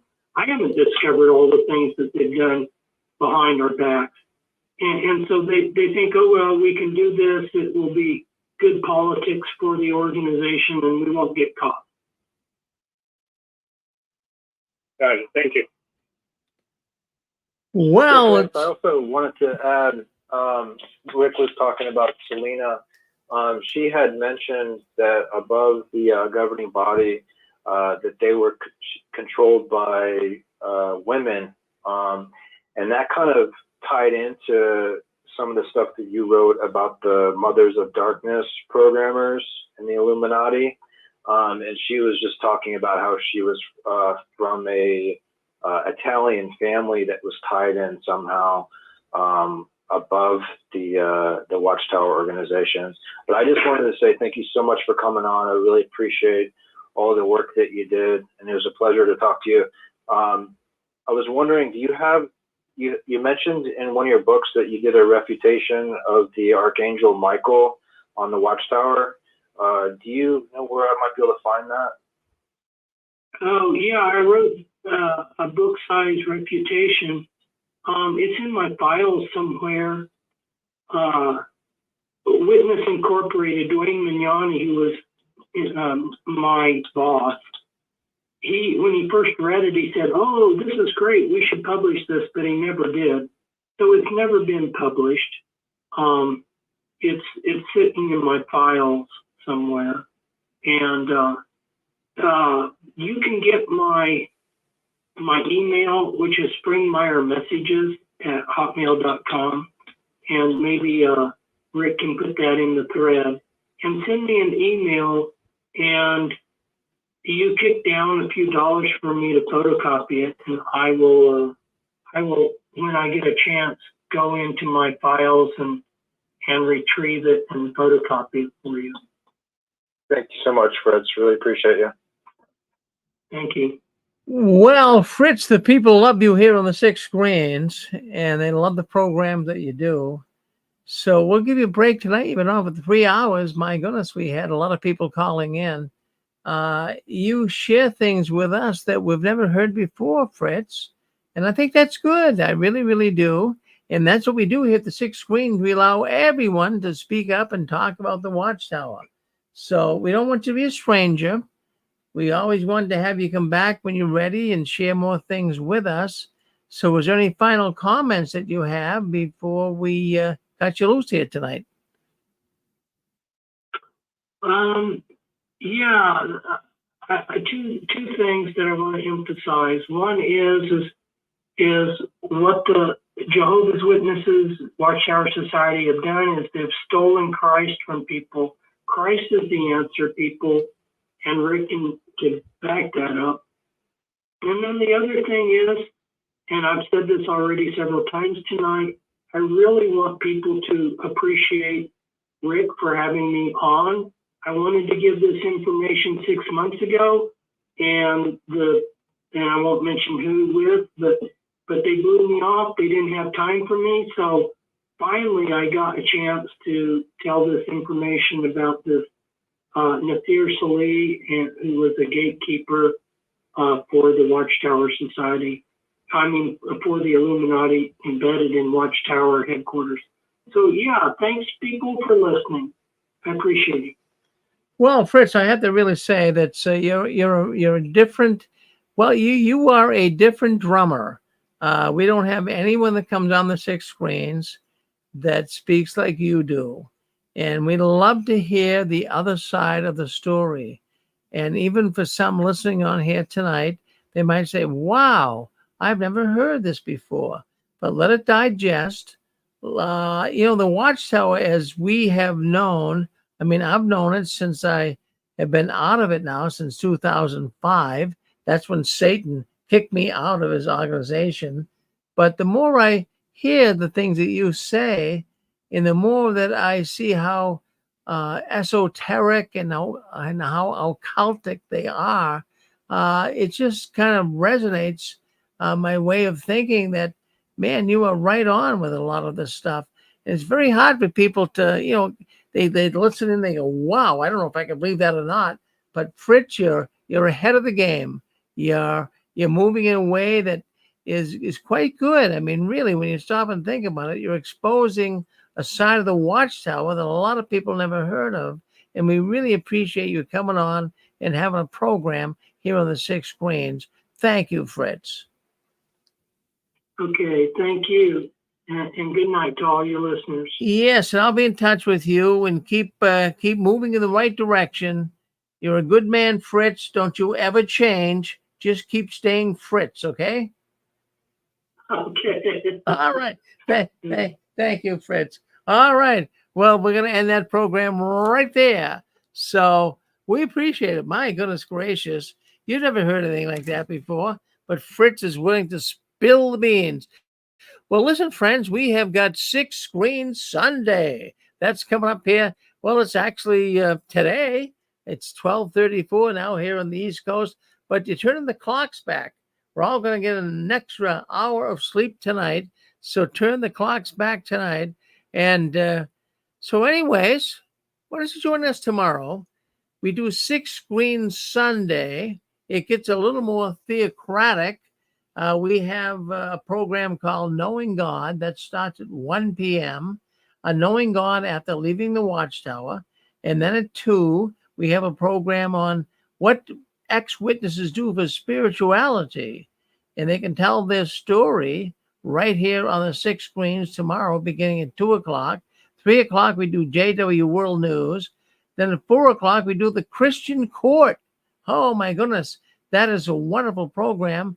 Many times Christians have peculiar questions that they would like to have answered. And that's what we do on the Christian Court. That's tomorrow at 4 p.m. And then if you have Bible questions, we have a man named Jay Hess. He's a former writer. He was actually associated with the Watchtower writing department. He has a program on at 5 o'clock tomorrow afternoon, right here on the 6 Screens Tele Network. So we're looking forward to tomorrow. Now, you guys keep cranking away at it. Don't you ever give in, up, or out. And we'll see you tomorrow on 6 Screens Sunday. Thank you for being with us tonight. We want to thank Fritz for coming on and spilling the beans on the Watchtower. Thank you, Fritz. And thank all those that called in and had questions. Good night now. Have a good night.